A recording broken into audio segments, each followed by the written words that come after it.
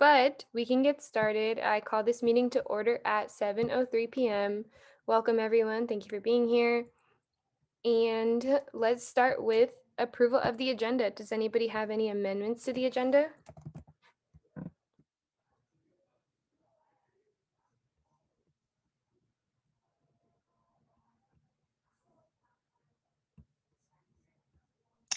Should I just speak? We're doing surplus proposals next week as well, right? Mhm. Yeah, could we remove the USAC 2021 Pandemic Relief Fund?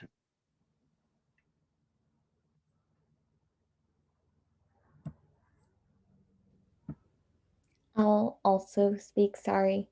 If we can strike ASRF, please.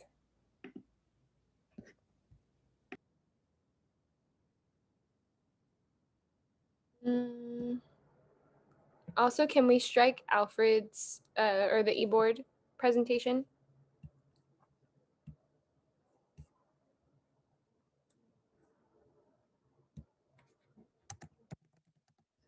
Can somebody drop the link for the agenda in the chat, please?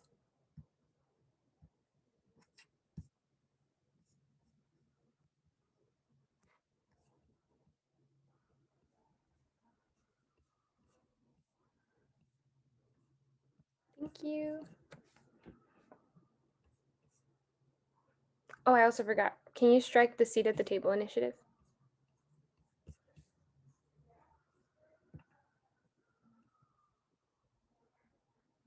Okay, any other amendments? Can we strike capital contingency, please?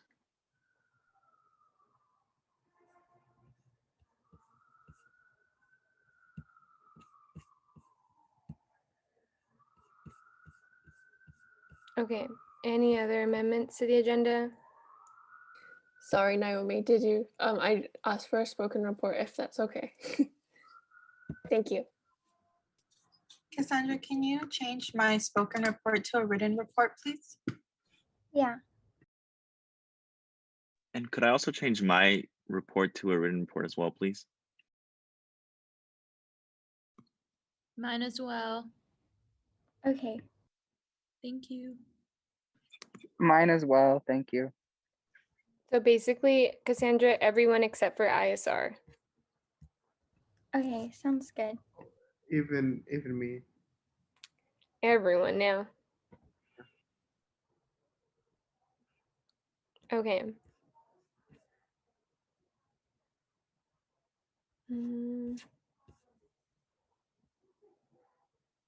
If there are no other amendments, could I get a motion? I motion to approve the agenda for 2/23/2021. A second? Justin motion, Zuleika seconds. All in favor?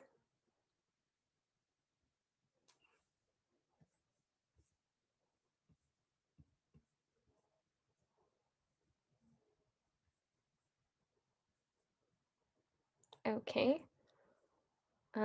By a unanimous vote of 11 to 0, the motion passes and the agenda is approved.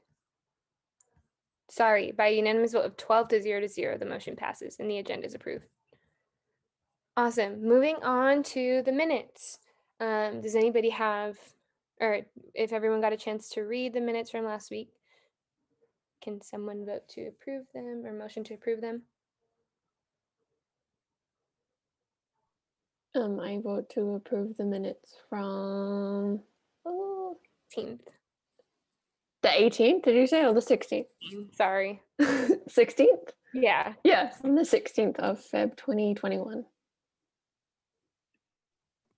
I second.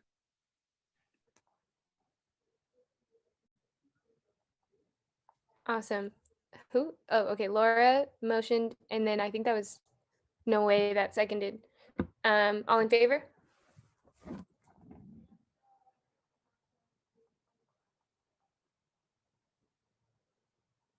Okay. Okay. By unanimous vote of 12 to 0, the motion passes, and the minutes from last week are approved. Awesome. Moving on to public comment. So public comment is the the audience's opportunity to be able to speak to council on issues that are pertinent to them. Please remember to use the raise hand function, then you will be promoted to a panelist to be able to speak. Once you're promoted, I would recommend that you raise your hand again, so that way we can get the order going and whatnot. But other than that, please remember to use respectful language, gender inclusive language, and remember that freedom of speech does not mean freedom from accountability. And that you will have 2 minutes to speak. If you could keep it to that, that'd be great.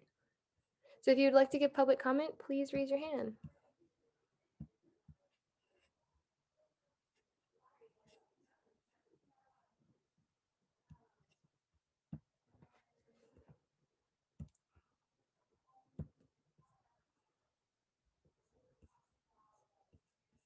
Okay, Rose, once you're promoted, you can feel free to begin. Okay, cool. Thank you. Hi, my name is Rose, and thank you for having me and taking my comment.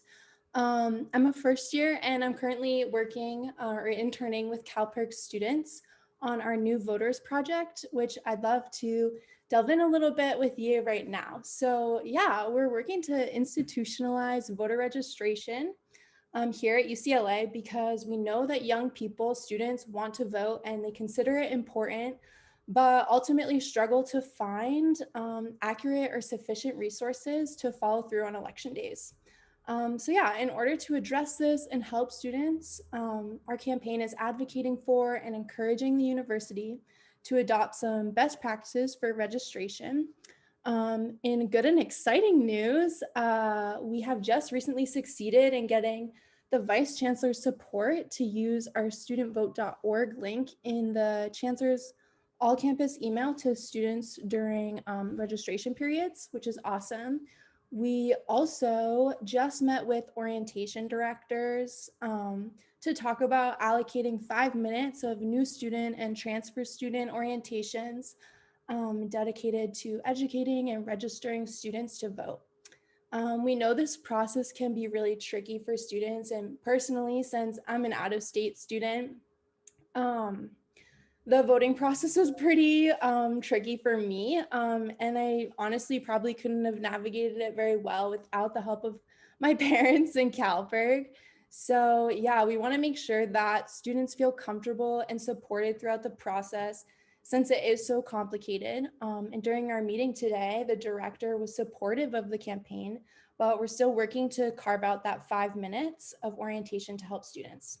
But we want to make sure we reach all students, not just new ones. So we hope to get a Bruin's Vote rep into every class next fall to make an announcement about voter registration. And in order to do this, we're asking faculty, staff, and admin to sign on.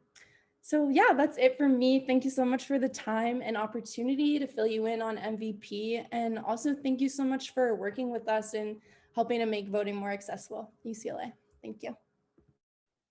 Thank you, Rose. Prob, I saw your hand up too. I don't know if you still wanted to go. Yes, I do. I just don't know how to use this laptop. That's because a real issue, guys. My laptop died earlier. But hi, everyone. I hope your midterms are going well. I hope P8 is being nice to you. For those of you who don't know me, my name is Prob. I'm a fourth year. I'm a history major here at UCLA. And I'm also the Untitled Chapter chair. And as you guys probably all know, CalPERC is a statewide student organization at 8 UCs. We're completely student-run and student-funded. And we're a nonprofit that works to advocate for students on the issues that we care about the most. So from protecting the environment, supporting basic needs, and getting out the youth vote.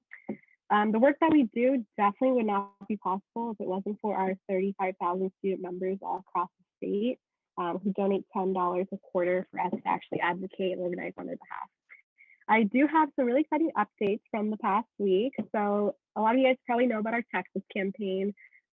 Taxes have been really expensive for an incredibly long time. And there is a really good solution to this. It's open textbooks, which are faculty written, peer reviewed, and published under an open license, which makes them available to the public for free or for cheaper. And we've been working to pass a UC-wide grant funded program for open textbooks with the region. And just this past weekend, we actually passed a UCSA resolution in support of the creation of this open textbook grant program. And this is really great because the regions that we had met with previously said that this was exactly what they wanted to see. They want to see a bunch of united student support. So next we'll be moving on and continue to get the support from faculty. We'll probably go to UCOP next and UC-wide Academic Senate and talk to the student region so we can have as much support as possible before we put it on the table for the region.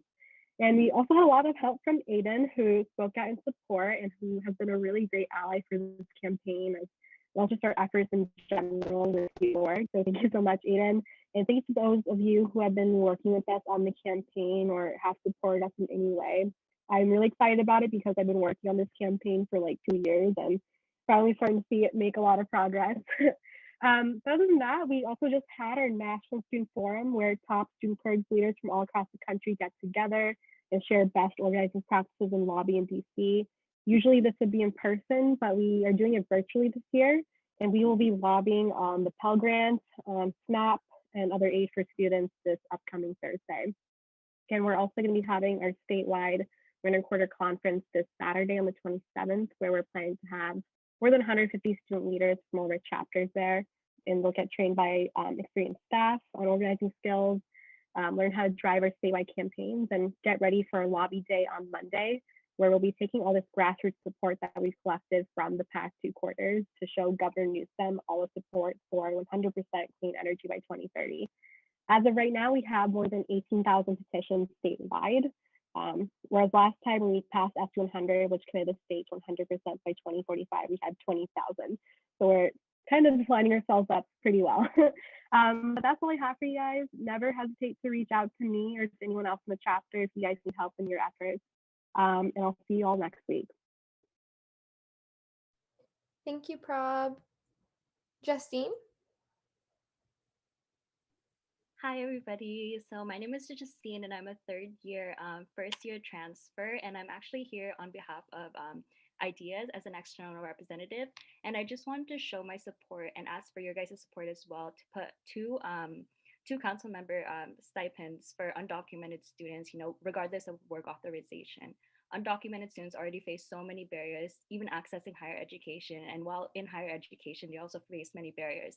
And I don't believe student council should be one of those. I heard an incident where a student was unable to be paid for almost 2 months just because of her status. And I don't think that is correct.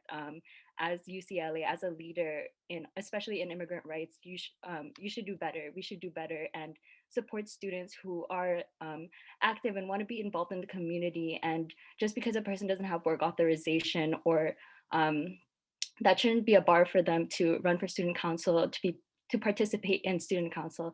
And I think 2 is important because if you just have one, that's going to be limiting to undocumented students. What's that saying? That's saying we're placing a quota and only one undocumented student is allowed to run for student council or participate in student council, and that shouldn't be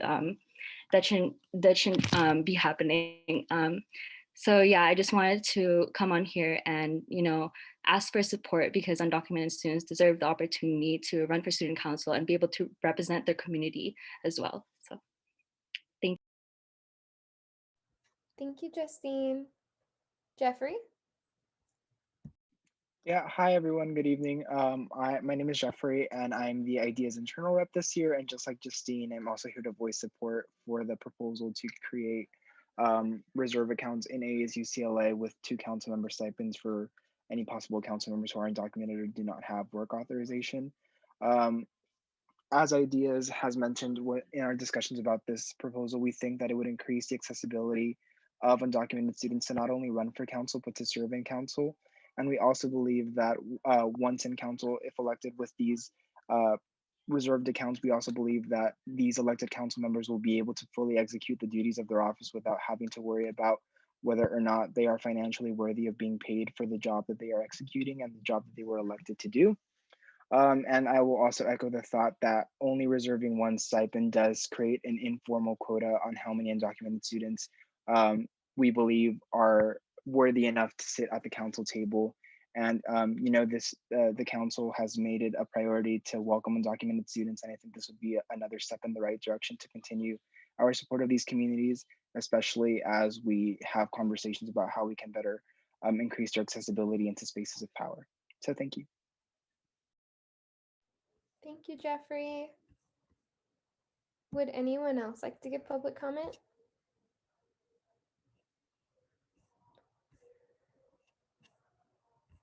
Going once, going twice.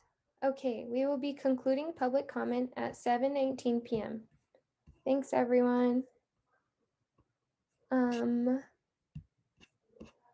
Okay, moving on to our next item, we have contingency programming. Go ahead, David.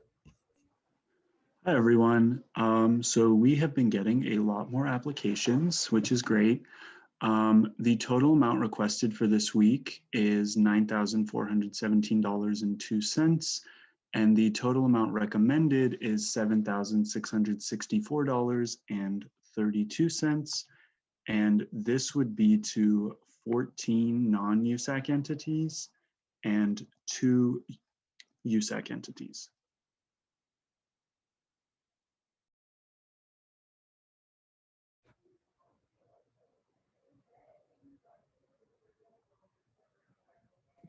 I motion to approve the allocation of $7,664.32 to 14 non-USAC entities and 2 USAC entities.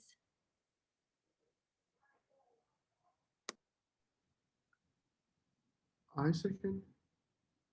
Sachi motions, Bacher seconds. All in favor?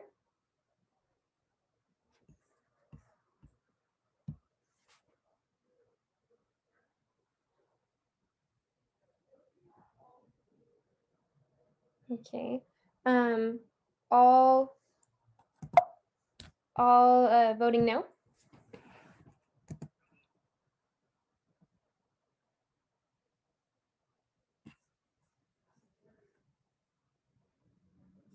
Okay, and all abstaining. Okay. By a vote of 9 to 0 to 1, the motion passes and the contingency allocations are approved for this week. Thanks, everyone. SFS allocations?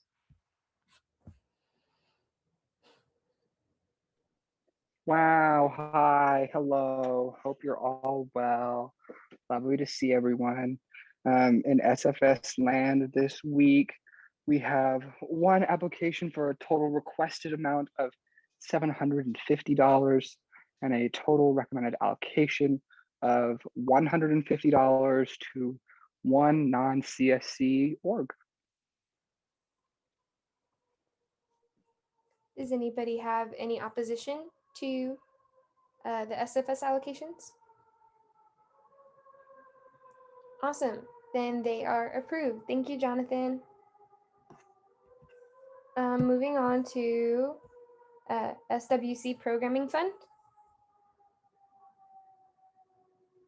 Hello, okay, so this one maybe is more complicated than usual. So I also this in the group, but we weren't sure if we were able to fund. One of the groups requested to film an in-person video, which was like wellness related. But I know, and also Justin, if you remember, and David, we through BOD we funded a group to make an in-person video in fall quarter, but I wasn't sure if we had changed that guideline. So should I just say the allocation and then you can say yes or no to it?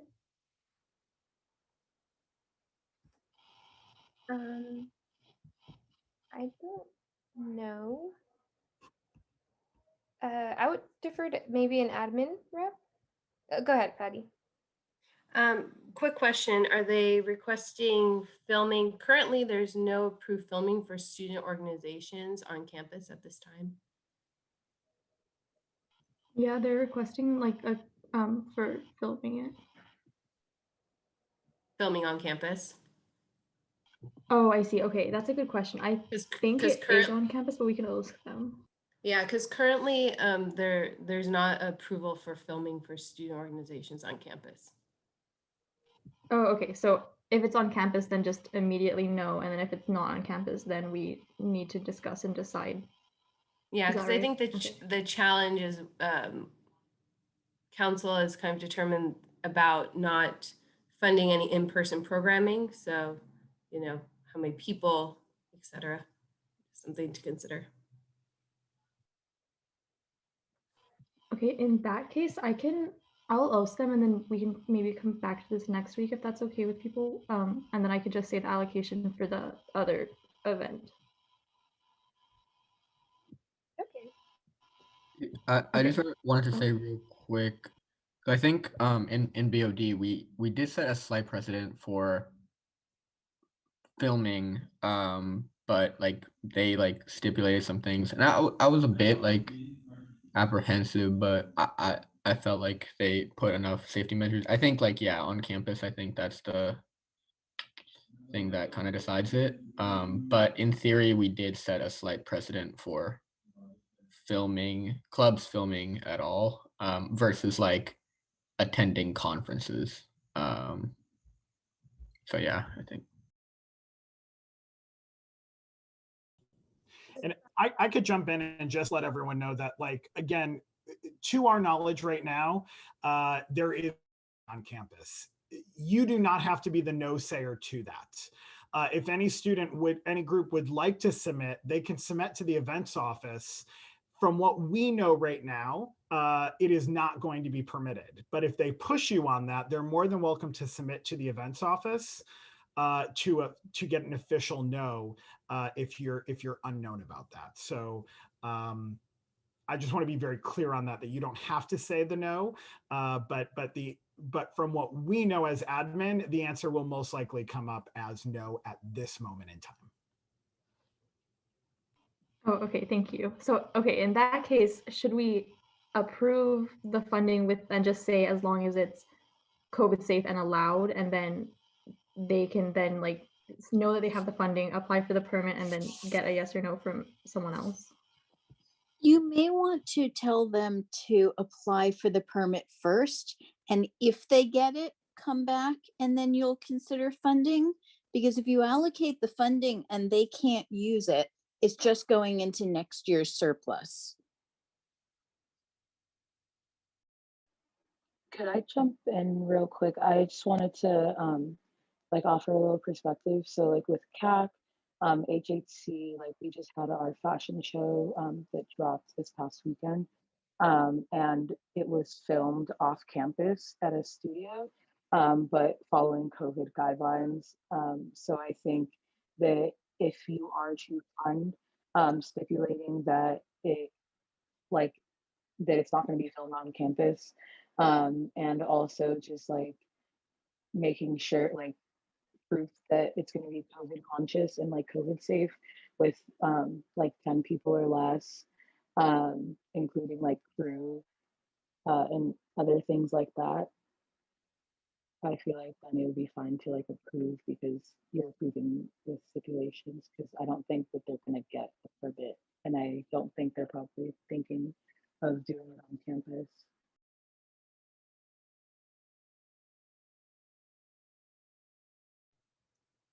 Okay, so Christina, do you want to just present the orgs that like can receive funding this week and then come back for the other org? Sure. Also, so they're filming it at a Bruin bus stop, but they did not specify if it's an on-campus or off-campus. But I guess either way, it would be a UCLA affiliated space. Okay, so yeah, I can just say the one that is approved for sure. Okay, so this week, $550 was allocated towards Metro de UCLA for an intentional self-care in a pandemic event. And then the other application was pushed to next week. Awesome. Does anybody have any opposition to this allocation? Okay, seeing as there's no opposition, the allocations for SWC Programming Fund are approved. Moving on to BAG allocations, Bruin Advocacy Grant. Oh, sorry, I thought I struck that. No bag allocations. Yay. Okay, moving on to AAC Travel Grant allocations.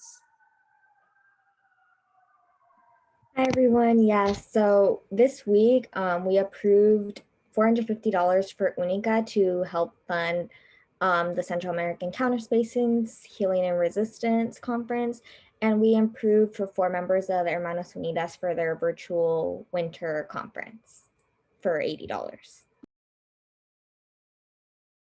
Wait, question. So the Ucla event was funded under travel grant. What was, if I can ask, what was? I thought it was ASRF too, but my travel grant mini fund person sent it to me, so I'm waiting to hear back from them. They haven't responded yet, but yeah, I just didn't know if I should wait or just talk about it right now. Maybe you can wait because I feel like, well, I mean, why would they be traveling? Yeah, no, I think it was because it was a virtual conference. And like, I remember we had stipulated when we changed it, it was going to be like virtual. So it's not in person. Okay. Yeah, I would just wait to probably get clarification though. Okay, thank you. Okay, cool. And then moving on to ARC fund allocations. I came in a little late, so no ARC allocations this week. Beautiful. Justin, was that a new hand?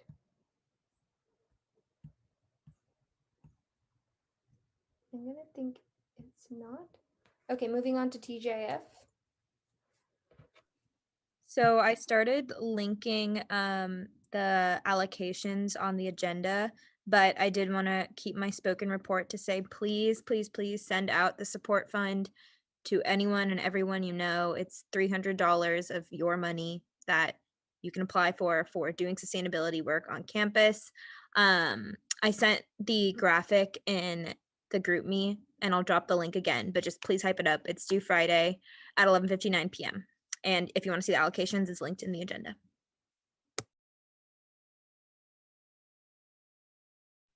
Awesome. Thanks, Sachi.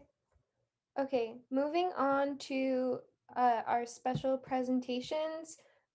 We have Zoya from my OP affordability team. Zoya, if you're here, you can take it away.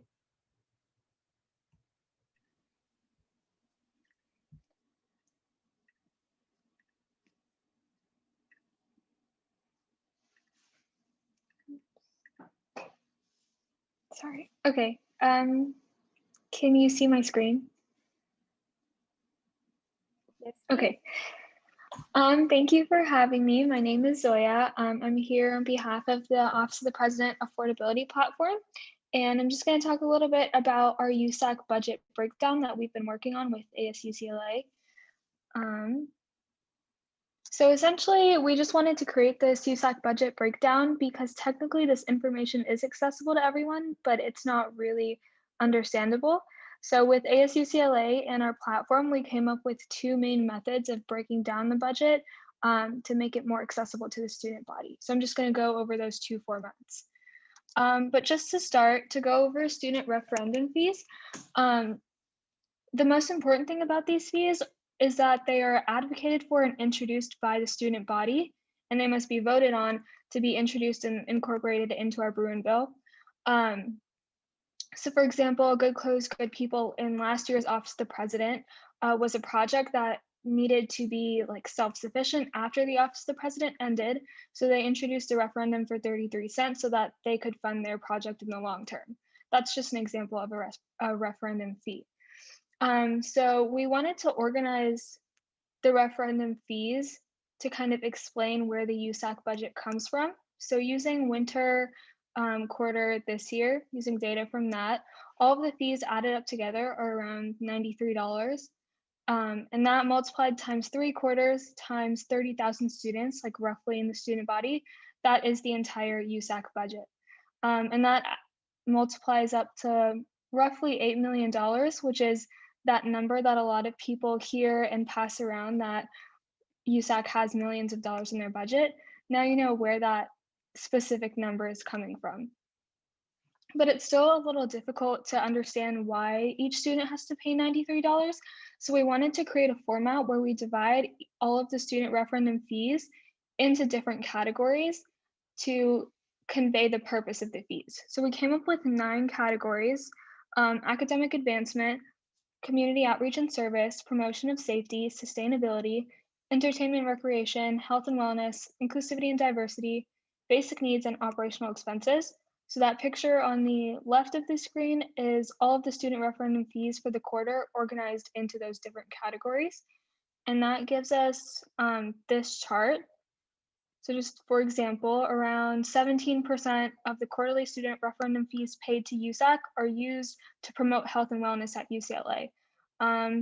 Around like 13% are used for operational expenses, around 5% is used to promote safety for UCLA students. That's just what this chart is conveying. And we felt that this was important, these categories were important for students to see that the money that we pay to USAC every quarter is used to fund projects and initiatives that we value and are passionate about.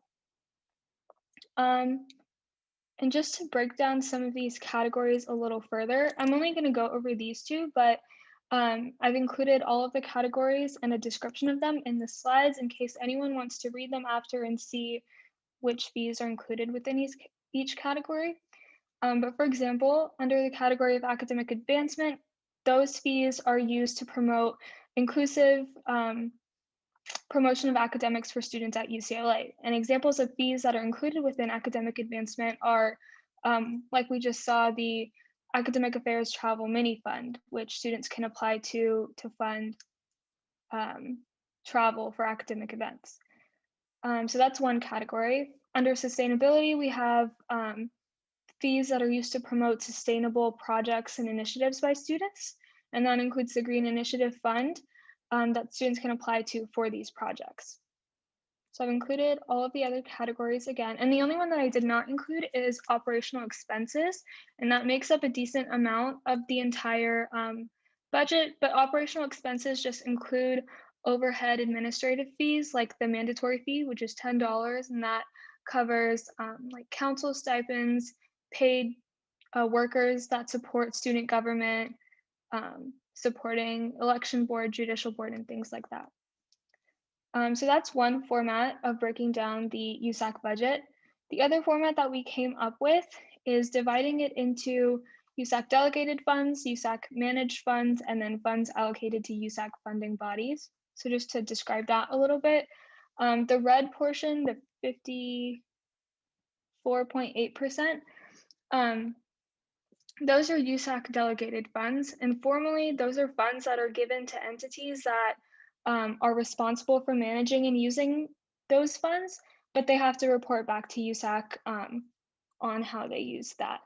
So this is important because an example is CPO, who receives, I think, $1.14 as a fee. They are responsible for spending that and reporting back to USAC on how they spent it. So in terms of transparency and accountability, it's important that we hold the delegated committees accountable for how they're spending their money, because that money is delegated outside of USAC. So that's one portion. The blue portion of the graph outlines the funds allocated to USAC funding bodies. And this section is important because it shows students that the money that we're paying to USAC can actually be used by us for projects and initiatives that the organizations are passionate about. And I think there's a list of the funds on the Soul funding website, or it might be the funding tab on the USAC website, but there's a list of funds that students can apply to use. And that just leaves the 32.9%, which are USAC managed funds. And this language is a little tricky because technically it's all USAC funds, but USAC managed funds are directly overseen by council. So fees like the ones that go to AAC or EVP or mandatory fees, that would be included within the USAC managed funds portion. That's all I have. These are the 2 kind of formats that we came up with. If you all have any feedback or questions or comments, please let me know, but thank you. Thank you so much, Soya. for presenting. And one of the main things that we wanted to do with this presentation too was one, show it to council. Zoya and Kavya, which are both of my directors, have been working with ASUCLA all year to kind of put together this presentation. And as y'all can see, it's very informational, user-friendly, and we want to be able to take it to different student spaces to kind of talk about the USAC budget in depth. And yeah, so I don't know, Zoya, if you wanted to talk about like that portion or like how maybe you can start presenting at like other folks' offices about this too. But yeah, I don't know if you wanted to talk about that at all. Yeah, I think that's a great idea to like present to the other offices so that the students involved in the offices can learn more about the budget. But we're also working on a budget breakdown series to release like through social media that I think would be helpful as well in kind of communicating the same thing to the general student body. Yeah. Does anybody have any questions for Zoya? Christina? Hi, this is really, really cool. Thank you for sharing. Maybe this is a simple question, but are you planning to release it with a write-up similar to what you told us verbally? Because I think the verbal part was really interesting too. Again, if you would be interested in that, I can like write it out. Zoya, I have an idea. So over the budget, you could do like a voiceover and we can release that on the Instagram too. Yes, that's a good idea. And I know we also talked with ASUCLA about like eventually in the long term, I guess, doing a little infographic video, animation video or something. But that would take a lot longer. So Yeah. Well, we all definitely appreciate. Oh, Patty, go ahead. Hi, I just wanted to say Zoya and her team have done such an amazing job, and it's been a pleasure working with you all, and we're excited to add additional features to the website and support these efforts. So thank you so much. Yay. I also just wanted to say we are also thankful for your labor, Zoya and Kavya and the rest of the folks on the affordability team. I know that this like isn't an easy process, and there were things that Zoya had even taught me about like how to categorize the USAC budget. It's really hard to explain it in this way, and I'm really excited for the future and how to be able to communicate this to students in a way that's like bite size. And so that way you don't have to be the USAC president to understand where the $9 million go, or even like a member on council. So super excited about that and really thankful for you, Zoya. Cool. Okay, if there are no other questions or comments, then we can move right along with our agenda. Zoya, you can feel free to stay, leave, it's up to you. Awesome. Moving on to officer reports. I am first. So last week was a pretty busy week. We met with ASUCLA, Jessica, Fernando, and of course Emily as well to talk about the surplus proposal for ideas, and then also just talking about surplus at large, and then also how to improve our appointments process. I also had a meeting with the Campus Safety Symposium planning team, and really just going over what the second day of the symposium is going to look like. On the student side, we're really thinking about, will it be fruitful for students to participate again? What will student participation look like? Are they going to consider the abolitionist perspective? Because if they don't, then, there's really no purpose in us attending again. So really just weighing a lot of those sentiments, and then checking back in with the rest of system-wide leadership, but then also folks, at least for me, on the ground. So I'm thinking about like bringing this up to the No UCPD Coalition, as well as just other members on council too, who have been really great supporters within this process. We also had our public health compliance meeting, and we were just talking about, I guess last week was more so just talking about like just planning for the spring quarter and what that's going to look like. We got a presentation, and of course, Beck had presented this, Vice Chancellor ABC, Beck had presented this at the last CSA meeting about new things reopening. So we're kind of starting to think through what it would look like for libraries to reopen, and of course, outdoor recreation. So of course, thinking through that, also I'll skip the honorary naming committee. I had my meeting with the chancellor, and we talked about, of course, policing, and going over my items there, the Campus Safety Symposium, and also the Divest Invest Council, and where the chancellor is on that. The chancellor has let me know that within the next few days, we should know who are going to be the two chairs of the process that they're putting forward. They've made it very clear that it's not necessarily a public safety advisory council, and it's not necessarily a formal council or committee that's going to meet, but there are chairs. So not really sure what that's going to look like, and still waiting to hear back on like the exact details.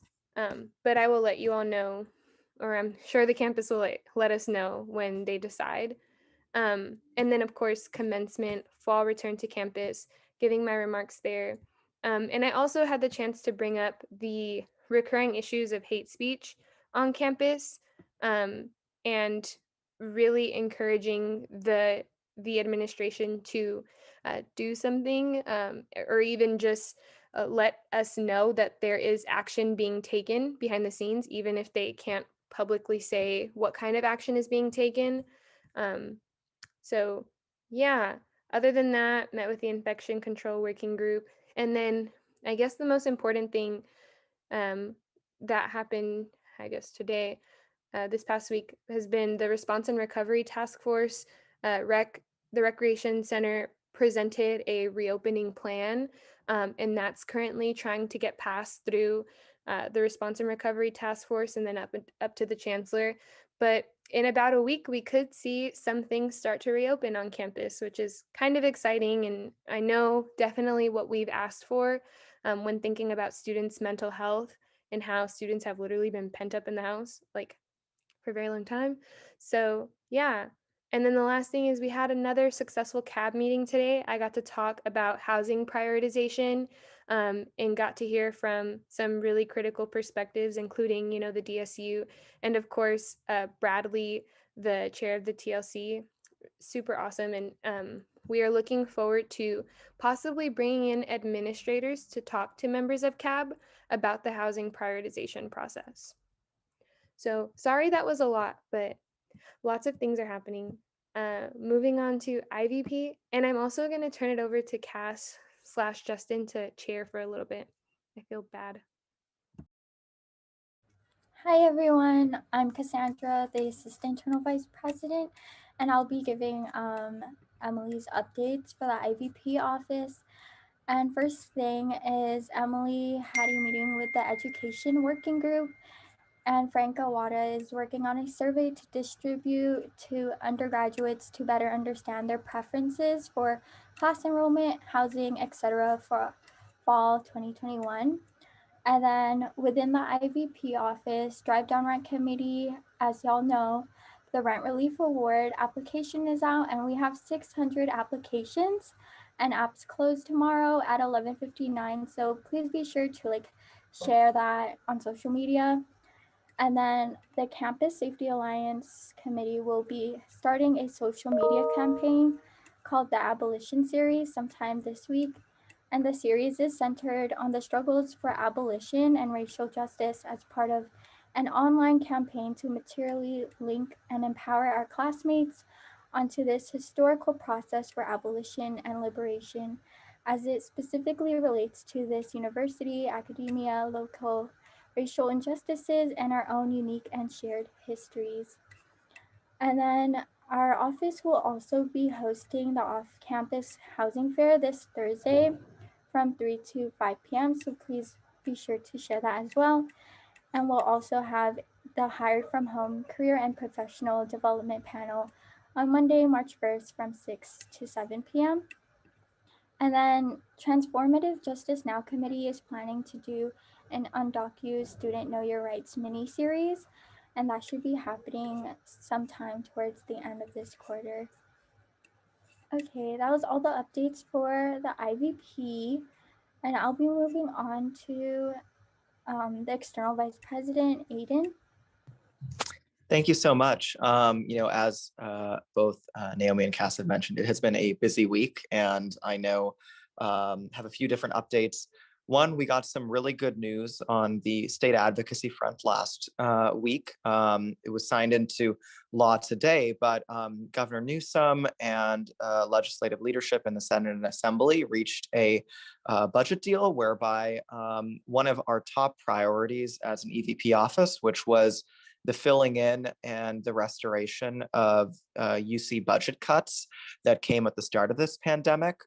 Those budget cuts were felt on campus through the trickle down in budget cuts to Project Spell, to First to Go, to a lot of those budget cuts we saw over the summer. That was a result of the state budget cuts at the start of this pandemic. Thankfully, the governor and state legislature reached an agreement whereby those budget cuts will be reversed and fully funded again, pending the passage of the budget on July 1st. And so we were really glad to see that top priority of ours for this budget cycle funded. Now that our top priority has been met, we're working with UC to see what other appropriation asks we can get in, understanding there's more capacity for advocacy that we would have been using for UC funding cut advocacy prior to that.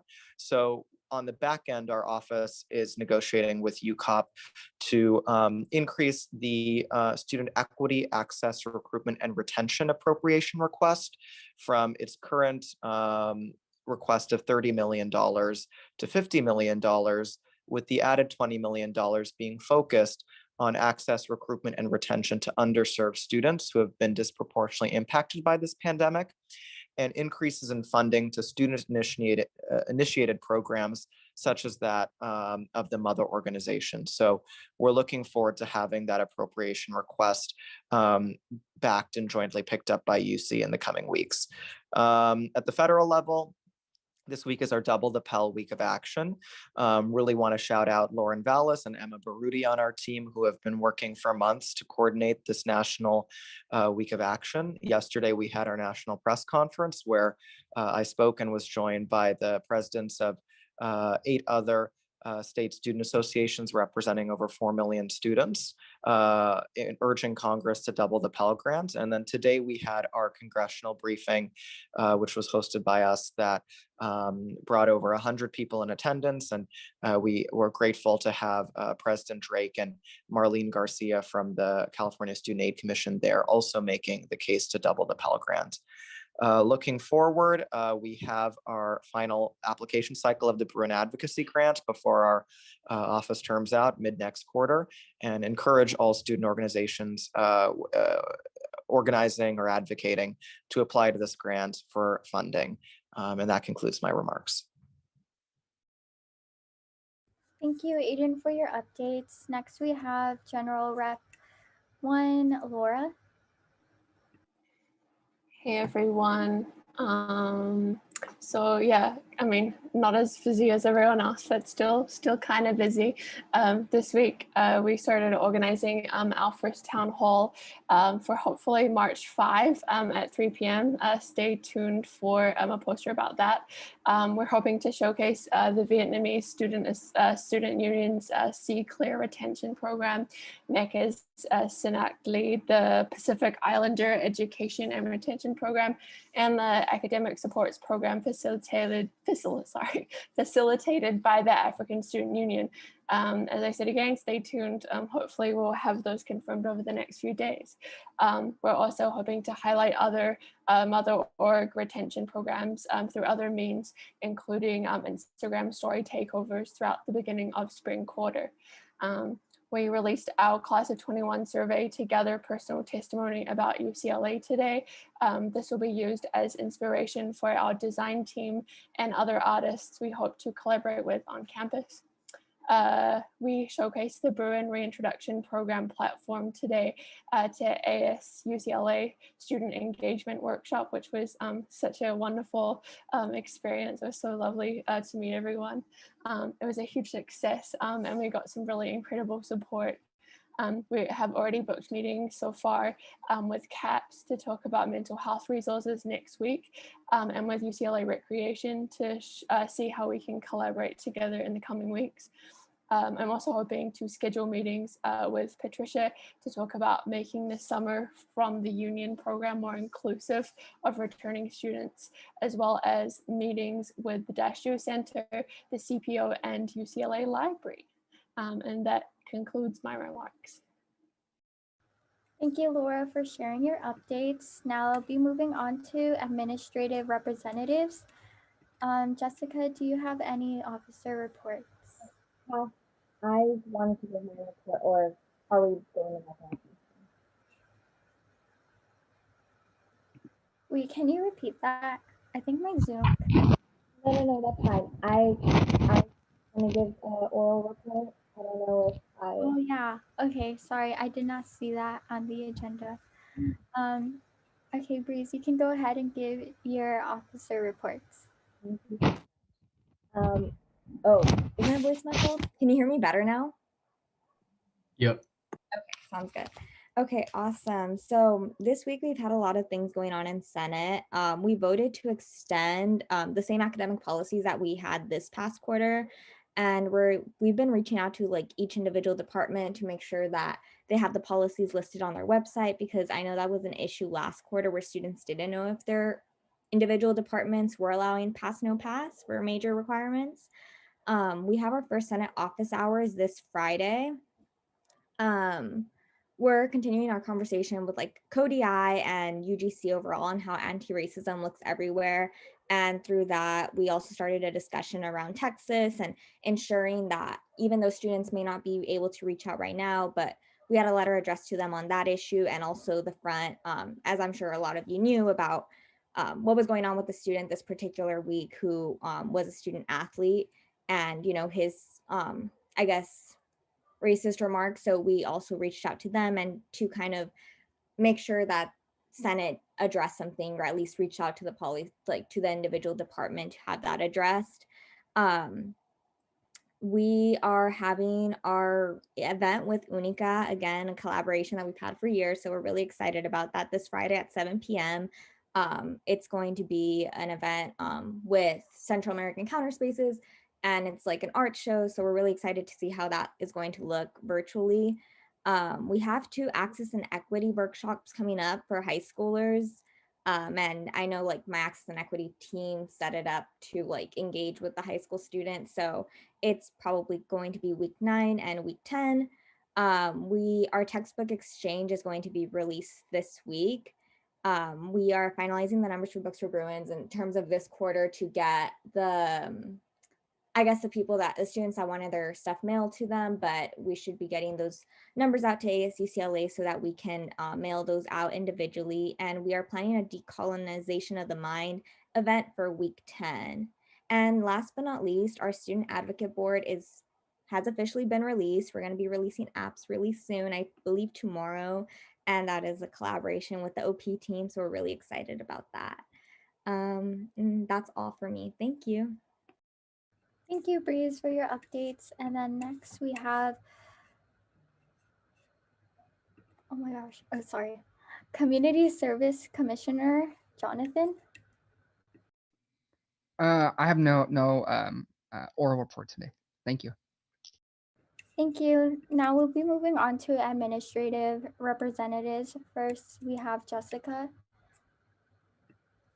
No updates from me, thanks. Okay, thank you. Next is George. I don't think George is actually here this week. I think he's going to rejoin us next week.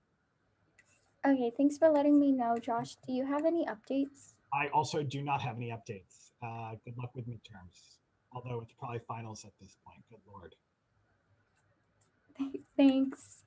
Okay, next we have Dr. Geller. I don't have any updates this week, thanks. Thank you. Finally, we have Fernando.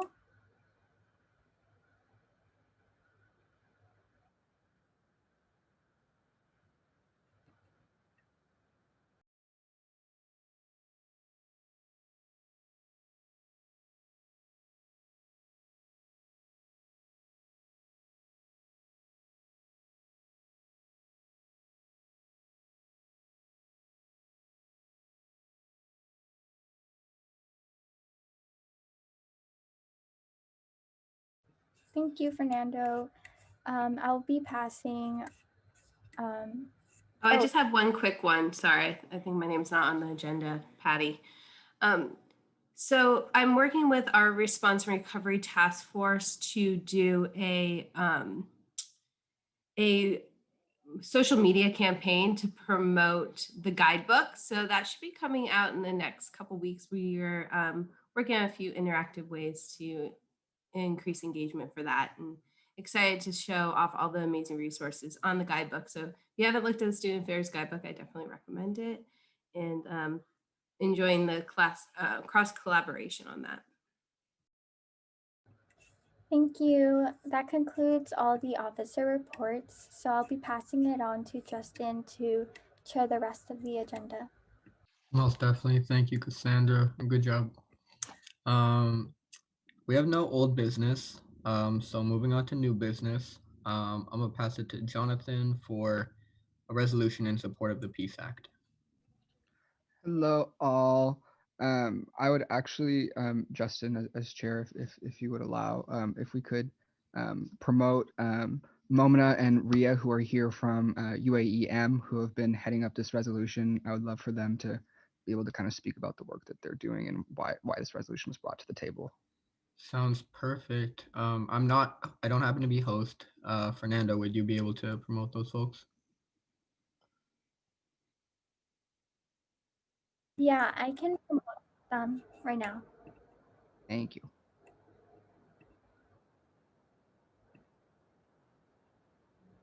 That's solid. Yeah.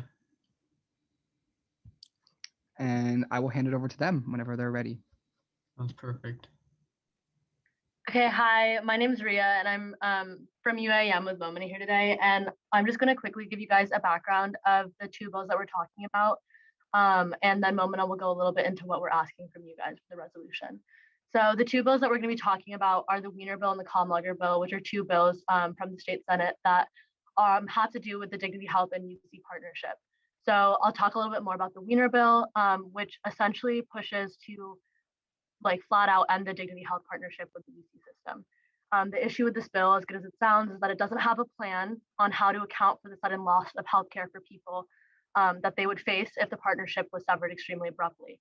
And this is a huge issue given the fact that Dignity Health and the UC Health system are the #1 and 2 providers of care for low-income Medi-Cal patients in the state. And so this would lead to thousands of people being left without healthcare were this partnership were to be severed without any type of thought as to what should go into it or transition periods. Wiener's bill, while it has good intent, attempts to address a symptom of an issue that has arose due to partnerships with Catholic hospitals, but it doesn't tackle the root cause. This is when I want to bring in the Comlogger Bill, which pushes to remove and ban religious-based directives and decisions within the Dignity Health Partnership, but also any other partnership that may arise afterwards within the UC system. So this would mean that no other Catholic hospital can just come in and replace Dignity Health after the partnership is severed, which is a really likely possibility with the Wiener Bill if that were to go through. This bill, Comlogger's Bill in particular, addresses the root of the problem, which is UC partnerships with healthcare providers that support religious directives.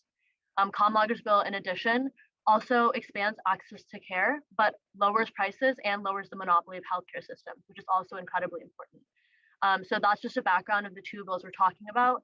Clearly, we're in support of the Comlogger Bill, just given how it's sought out and addresses the root of the issue that we're facing with the Dignity UC partnership. And Momina is gonna kind of elaborate on, why we're asking you as student leaders and USAC to care and what our specific task is. Thank you, Ria. And so overall, both of these bills, whether it's Wiener's bill that's passed or Comlogger's bill is passed, passed would impact the access to healthcare that so many undergraduate students who get their primary care from a UC hospital, as well as medical students and residents who are trained at UC hospitals. And we at UAM and our partners believe that healthcare accessibility is a human right. And as student leaders representing all the UCLA students, passing this resolution would show that USAC is in support of holistic access to care that isn't limited by the personal beliefs of any affiliated hospital, especially when there are already so many barriers to healthcare during the COVID-19 pandemic. And the main asks with this resolution are that USAC recognizes that corporations should not be able to limit access to healthcare based on personal beliefs or profit motives, and expresses support for the Comlager bill, which is referred to as the Peace Act, which is its official name in the resolution. And then it also calls for Senator Wiener to withdraw his bill from consideration. And that concludes our overview of the resolution and the main asks and its importance to the UCLA community, and we're open to any questions. Thank you, Mona and Rhea. Yeah, thank you a lot. Just for the sake of the audience, I'm gonna also share my screen and then present the resolution just so folks can see it. But yeah, yeah, I'll just do that. Yeah, does anyone from council have any questions? If so, raise your hand.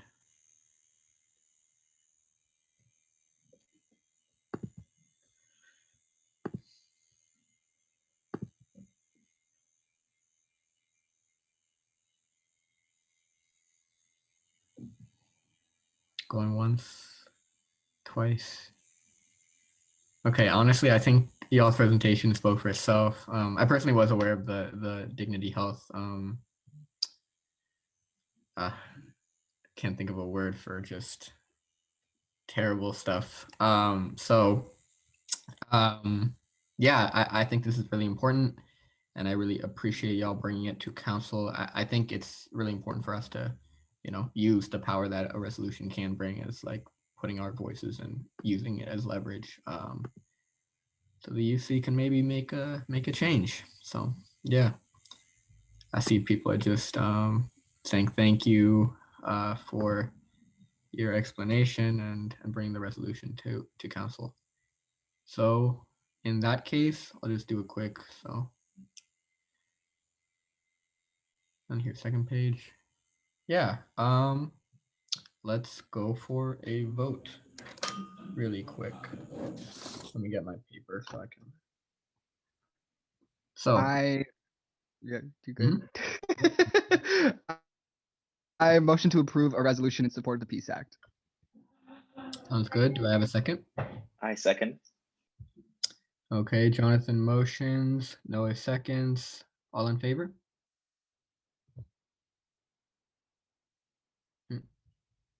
What did you say, Naomi? Ooh.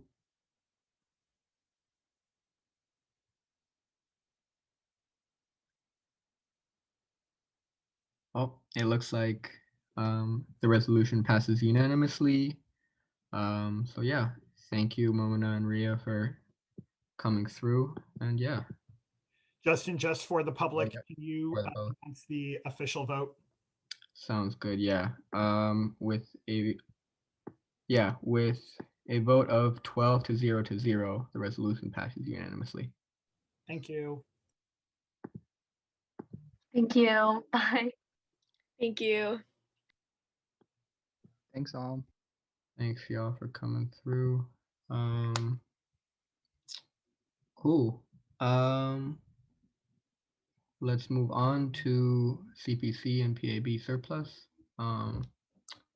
Naomi, did you, I don't know if you're still lurking, did you have folks to promote to give a presentation on this?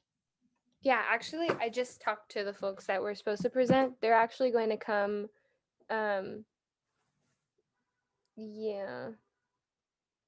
I want them to come next week because I would more so want them to be here to. Oh, well, actually, I mean, they said that we could just approve it if we wanted to. basically they are okay with the 25-75 split between IVP and FSC. And of course, it would be the 25-75 split of 200K. So are folks okay with that? Or the better question is there a motion? How does the motion look like, Naomi? Like, what should we say? Wait, actually, I just forgot. Maybe you guys should agree on it first and make sure that it's okay before it goes to a vote. The vote would just be like, I would vote to approve, or I motion to vote to approve the CPC and PAB surplus allocation to the USAC Pandemic Relief Fund. Bacher?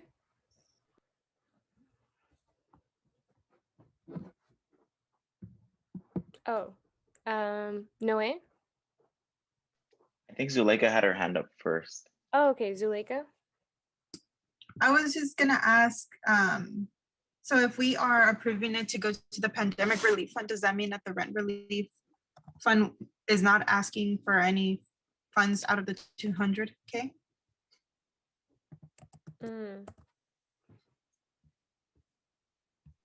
Yeah, Zuleika, I could answer that. I met with PAB this week or yesterday, and we explained to them our process of how we are going to be selecting the relief fund, and then let them know that I discussed with Emily doing a 25%, 75% split, 25 for the rent relief grants, and then 75% to the relief fund. And so that's how we had agreed on it. And so that's why I think we were bringing it to council to see if anyone had any opposition or any other ideas. Yeah, I think what Zuleika's asking though is, would then Emily and IVP come back to council to ask from the rest of surplus? Cassandra, would you know? I can also say Emily told me that if she requested 25%, she wouldn't want to be asking for surplus. But I do plan on asking for surplus still, even if we do approve this 75%. So I'll be asking next week for surplus. Emily said she wouldn't be asking, but I don't know if she's changed her mind. I remember. Oh, go for it, Cassandra. Yeah, we will not be like requesting money from surplus. Rather, we hope to get some money from the PAB allocation instead of asking money from surplus. Okay, so then if we do motion to approve this, do we mention the split, the 75% go towards the pandemic relief and 25% go towards rent relief? Yeah, we could. I don't see why not. Just to be clear, what's your apprehension, Naomi? What's your hesitation? Oh, I don't have any. I just wanted you all to agree on this. Word. Yeah.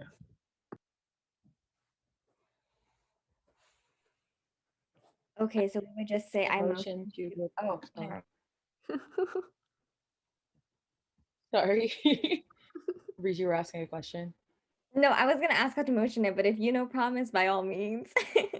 I was just gonna say I motion to approve the split of 200K, 75,000 to the COVID relief fund, the USAC COVID relief fund, and 25,000 to the IP rent relief fund.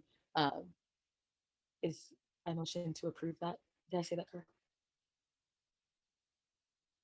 Promise 75% and 25%. 25, yeah, because so was I supposed to say the numbers because it's out of 200,000? So okay, yeah, I did the math wrong, sorry. So I motion to approve the 200K split of 75% going to the COVID relief fund and 25% going to the IVP rent relief fund from the, I believe it's the CAC surplus or the surplus. I second. Promise motion, Zuleika seconds. All in favor?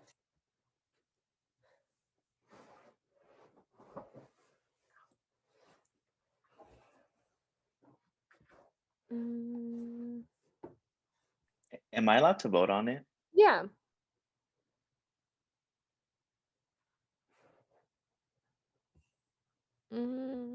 Okay. All abstaining? Or all voting no, sorry.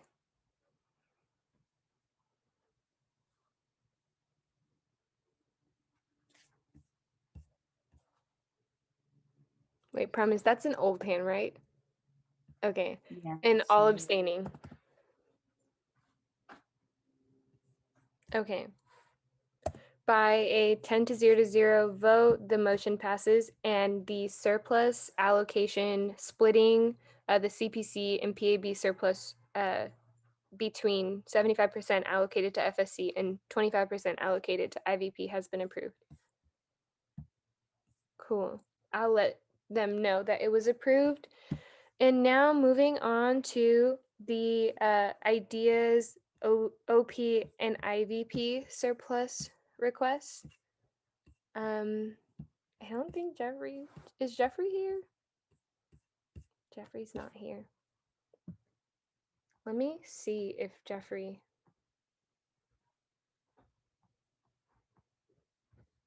Let me see if Jeffrey can come. If not, I can still present by myself, but just want to make sure he can come.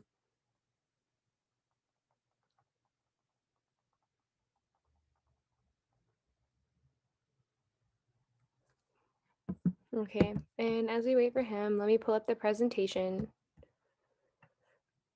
Actually, before we go into surplus, I also wanted to say to everyone the way that this will work again, we'll do a 5-minute presentation and then we'll do 7-minute Q&A if folks have questions. And then we won't be voting tonight. We will be voting next week, but just don't forget the presentations, I guess. I don't know. And yeah.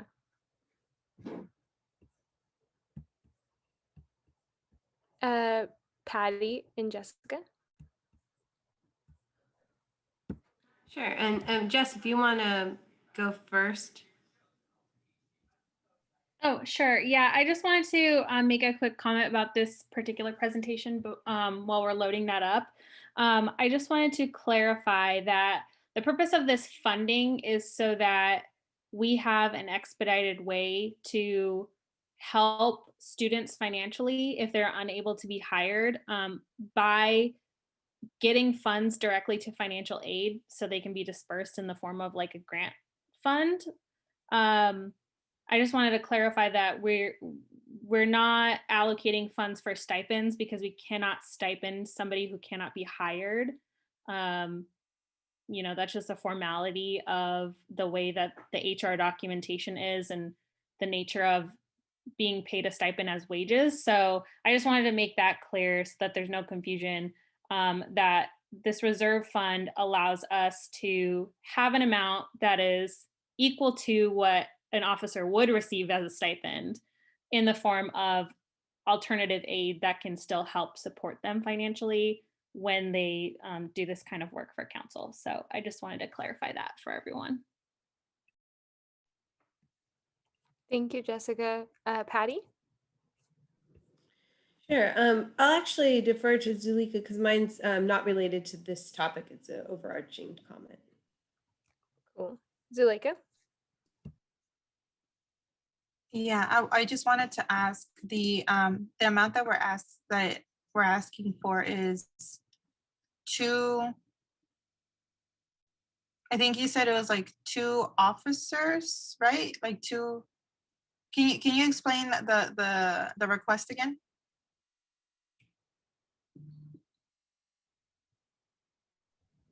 Oh, I haven't showed it yet. Oh, okay. We're talking about the surplus request, right? Yes. Okay, okay. So I guess I'll just go to my question then. Will it provide for only 1 year or will it be for 2 years? It will only provide for the amount. How do I answer that question? It could provide for 2 years if in the case that there is no undocumented student or a student without work authorization that is elected, or it could provide for 1 year. being that there is someone who does not have work authorization that is elected. Does that answer? Yeah, thank you. Cool. So I will just get started, and then when Jeffrey pops in, I don't know if he's here yet. Oh yeah, he is. So Jeffrey and I can kind of get started on this proposal. Oh wait, I have to share my screen.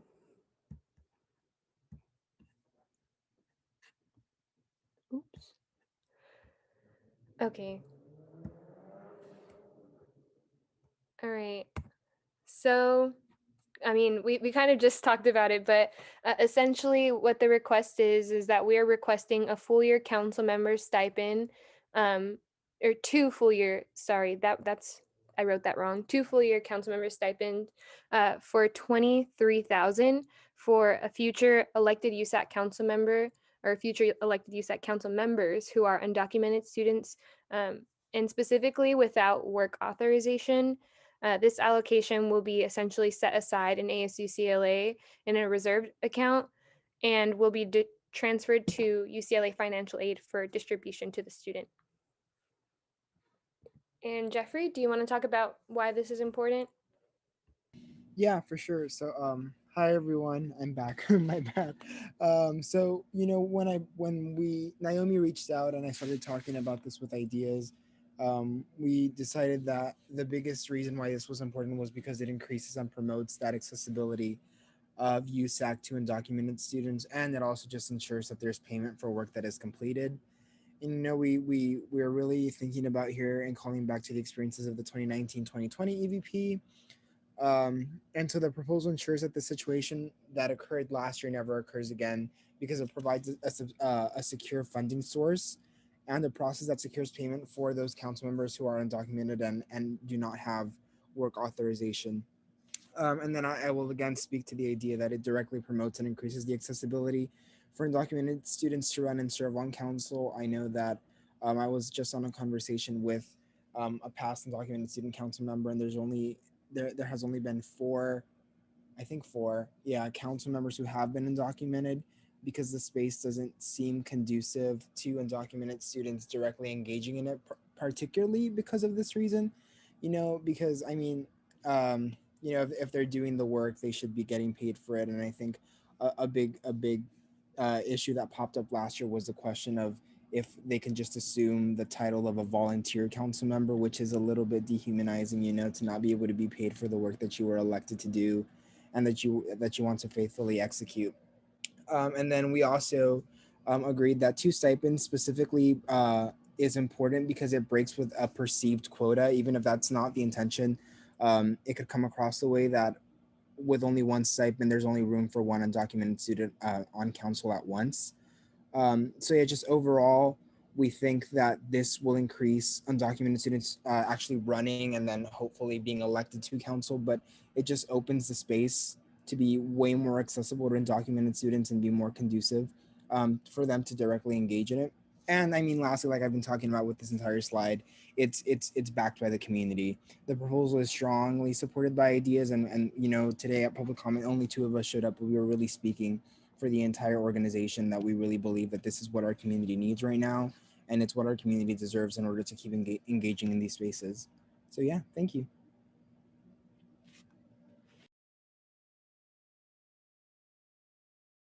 Okay, so we made it with 35 seconds to spare.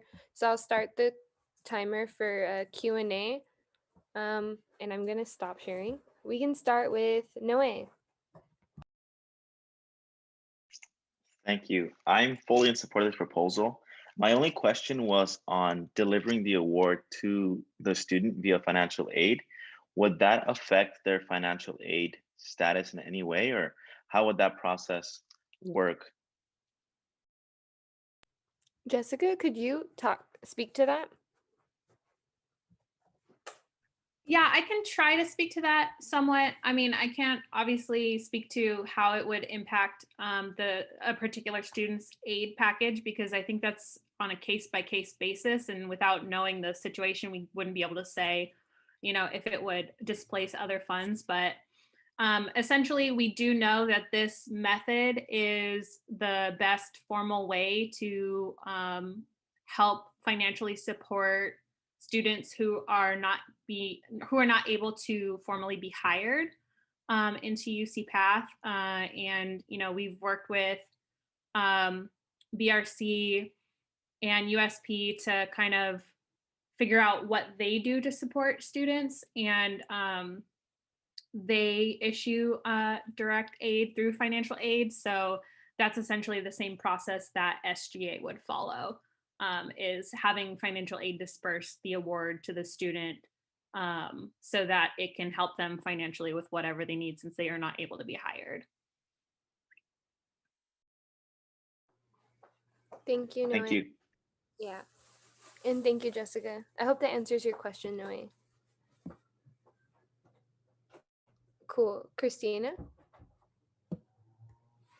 Hi, I was just wondering if there's any, I guess, kind of like regenerative element to this fund. I don't know if that makes sense, but like I know with some of the other things that were proposed, like people were talking about setting it up in a way that it was like future proof, I guess. I don't know. Or is it more like something where like we allocate two now, and then if one gets used, then a future council would need to allocate another one as well?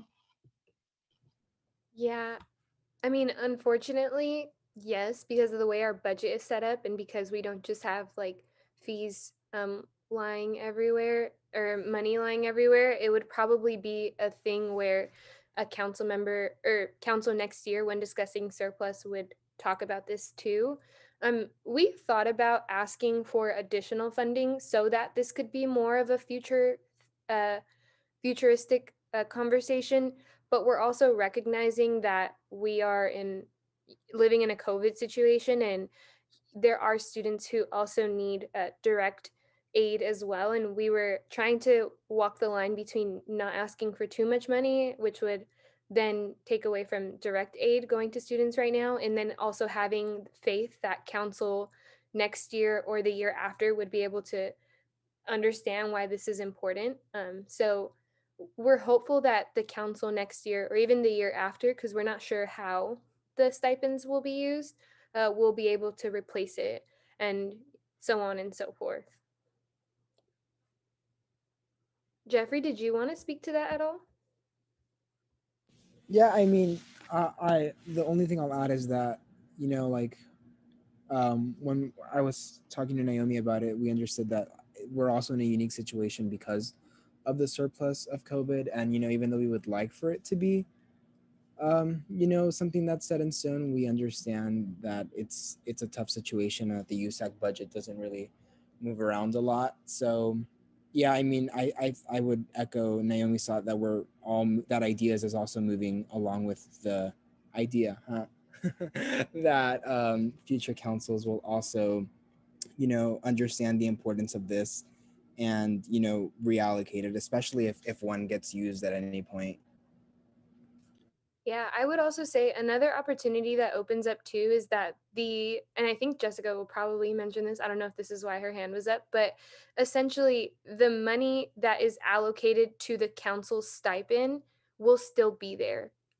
It's not going to be used because it can't be used as a stipend. It will still be there and it will roll over into surplus next year. So there's a really good argument to make that it should just go into this little pot of money that exists on the side, if that makes sense. Jessica? Yeah, I just wanted to add because the comment that I was going to make kind of addresses the question that Christina asked. So basically the benefit of having a reserve account set up now is that we can enact that money pretty rapidly. And by being in a reserve account, the idea is that those funds would be reserved for that specific purpose every year. So it would be kind of treated as your restricted surplus is treated. So this would be reserved for this specific purpose of being able to offer an alternative form of aid to students who need it. And by setting it up with 2 stipends worth of funds, it gives us a lot of flexibility because, to speak to the point of, what if there's 3 students? What if there's 4 students that have this need? We can enable multiple smaller payments in the immediate term when a student's first elected, to get some sort of aid to them right away, and then subsequently work on fulfilling the additional amount that's left over and dispersing it in a second award. So it's not necessarily that by having 2 stipends worth, you would necessarily be using that full amount right away, and then it's kind of like you're stuck. We would essentially enable those funds to be transferred over to financial aid to be dispersed to the student, and then we would work with that current seated council to figure out where else is there funding that we could move to fill the additional need, or with that year's surplus allocate additional funds for the purpose. So it's not it's not like a use it or lose it type of thing, but the benefit of having it in a reserve account is that we can make sure that it's always reserved for this specific purpose. Right. Thank you, Jessica. And then can we answer Bakker's last question? Is there a way to institute this?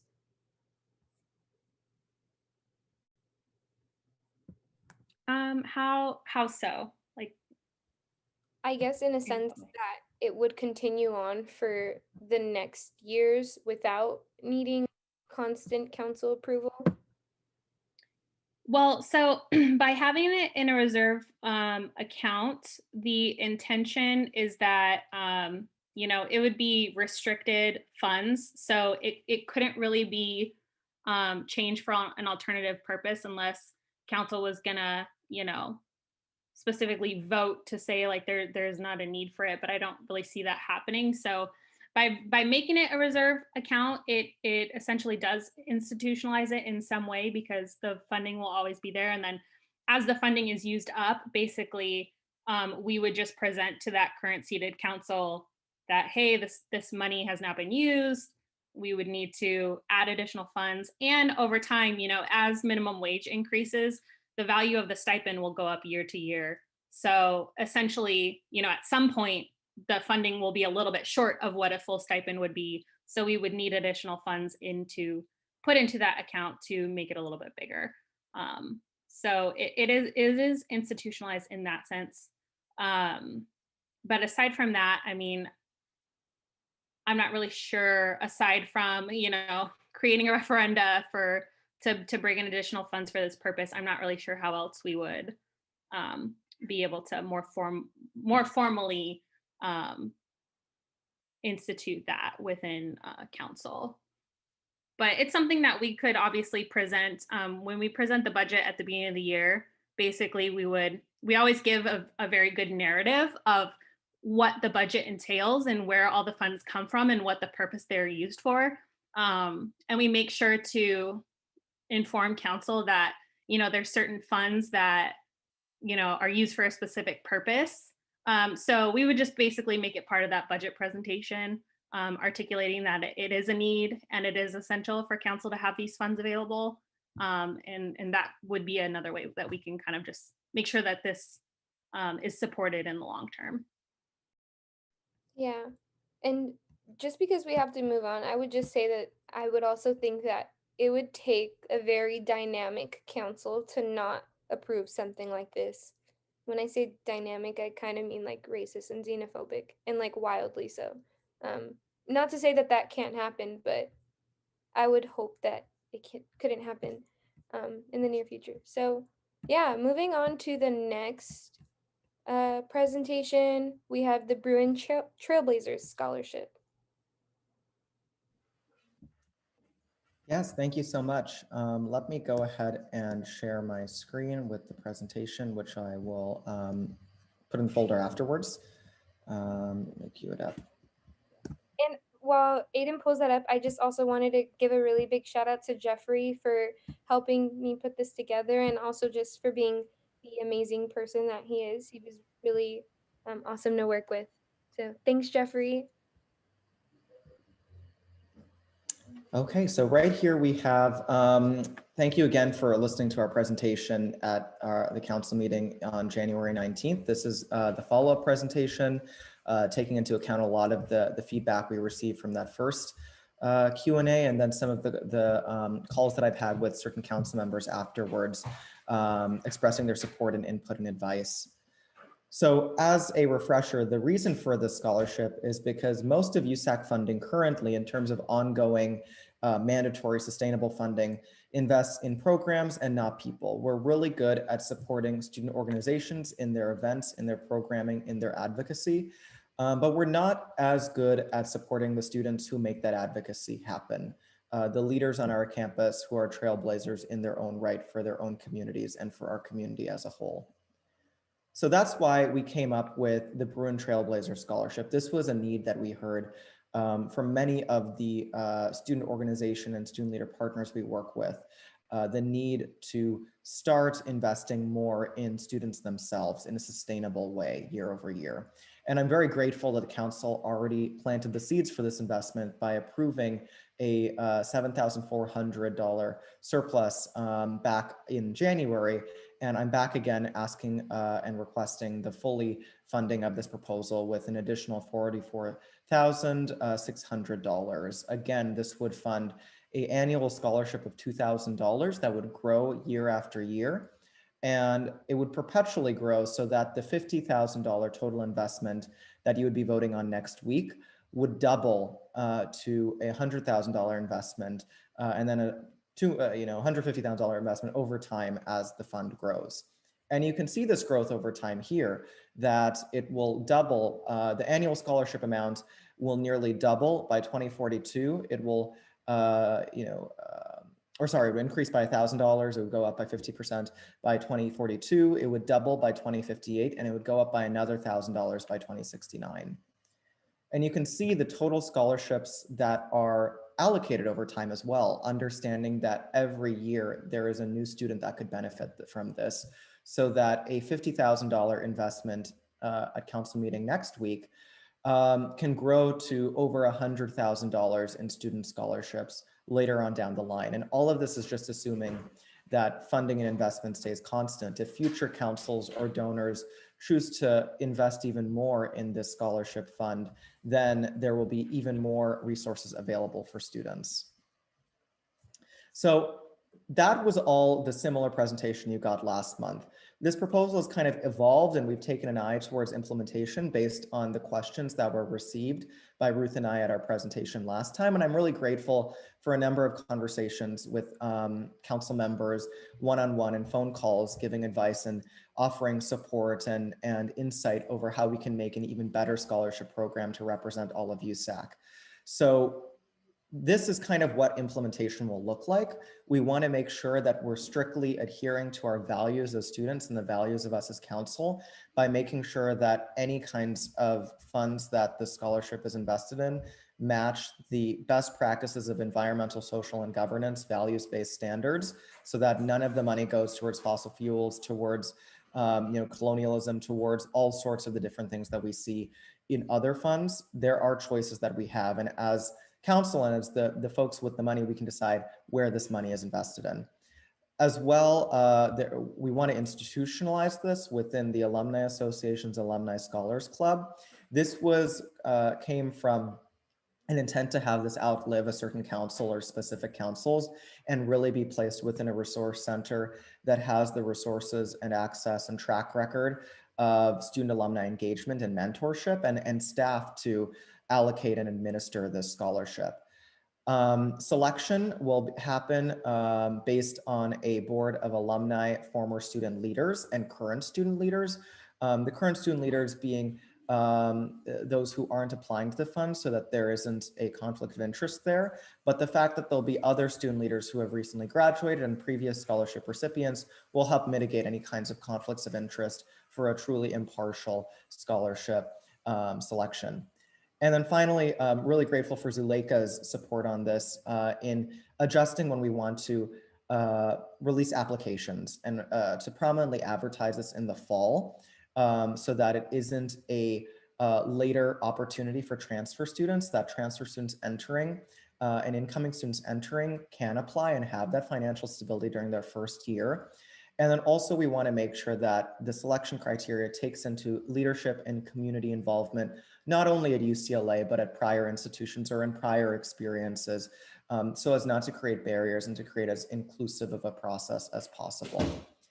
So those are the updates. Again, in closing, the request for consideration when we consider surplus next week is just filling the unmet need of that initial $50,000 by raising it up to $44,600 beyond what council already appropriated. And coupled with the other direct student aid proposals and fundings, this will not only, in whole meet immediate needs, but guarantee long-term support far into the future beyond this pandemic.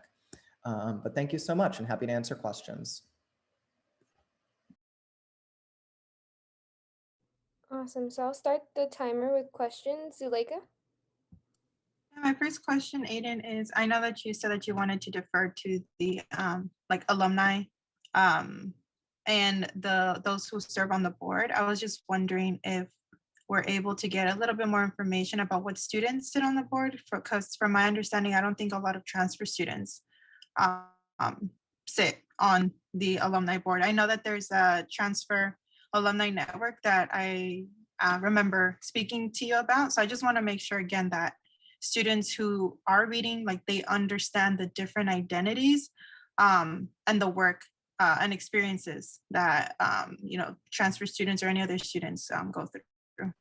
No, certainly, and I fully agree. And I'll make a clarification that the alumni board itself, which isn't as representative and inclusive as you mentioned, won't be the one reading this. It'll be instead student leader alumni. So perhaps past USAC leaders, past mother organization leaders. We have choice and agency in deciding what that board looks like, and we want to make it as inclusive as possible. And of course, we'll want to follow the lessons learned and the best practices from other USAC funding bodies like the USAC Pandemic Relief Fund, the rental relief grants. We want to make sure that we're taking the lessons that we're all learning from these direct financial aid selection processes and applying it to this scholarship as well.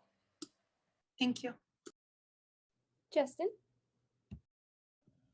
Yeah, thanks, Aiden. I think I had just a thought. I guess like as the fund, I know there's just the initial investment in the seed of the fund, but with regards to like, has there been taken into account like inflation as far as like the real value of the fund each year? Like, so to my understanding, and like I do appreciate, I think the fact that more students will get it each year, but my other concern is that that $2,000 is worth less and less each year.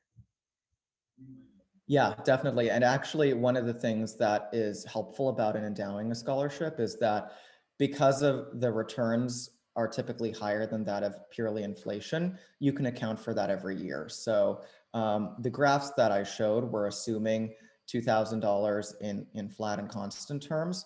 So that value will increase over time, and it'll increase even further if councils or other organizations decide to invest in this fund in the future.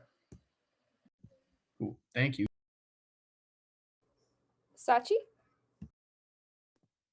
Yeah, I also had a question about the role of ASC. Just to be clear, like the readers for this would be students and the kind of administrative entity would be the Alumni Scholars Club.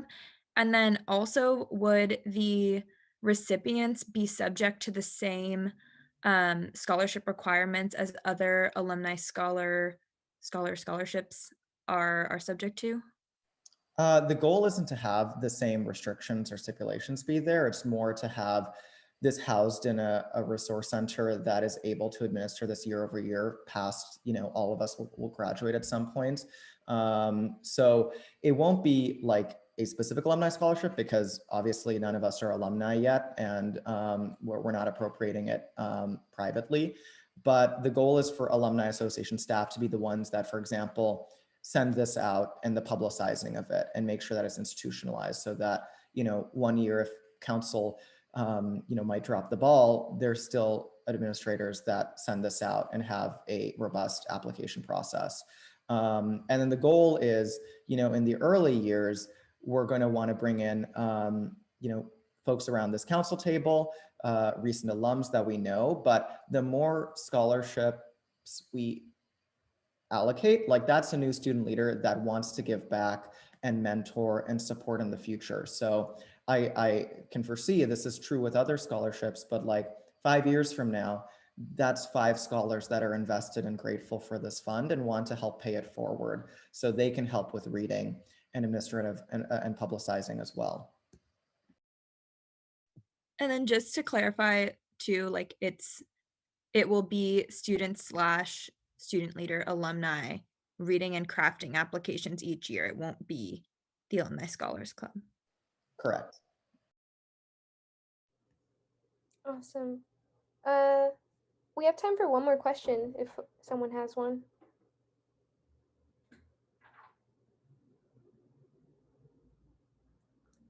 If not, Aiden, do you want to give any closing thoughts? Yeah, I just want to say thank you to council. I think this is a really great opportunity for us to build on the direct need funding that we have done this year, given the pandemic and the increased surplus. But you know, we might not always have an increased surplus, so putting money into the future is a really great way to make sure that not only are we supporting students now, but we're supporting students generations to come. So looking forward to having this brought before council next week, and thank you again. Thank you, Aiden. Okay, and then moving on to our last surplus proposal of the night, we have the USAC FICOM surplus request. So I'll turn it over to David and Sachi. You guys have 5 minutos once you guys start, of course. Can we promote Hannah to the panelists? Just promoted her. Perfect. I'll pass it over on my part to Hannah. Oh, and do you want, I can share screen if you want, unless Hannah, you have screen sharing capability. Yeah, I'm good. Thank you so much, Sachi. Let me.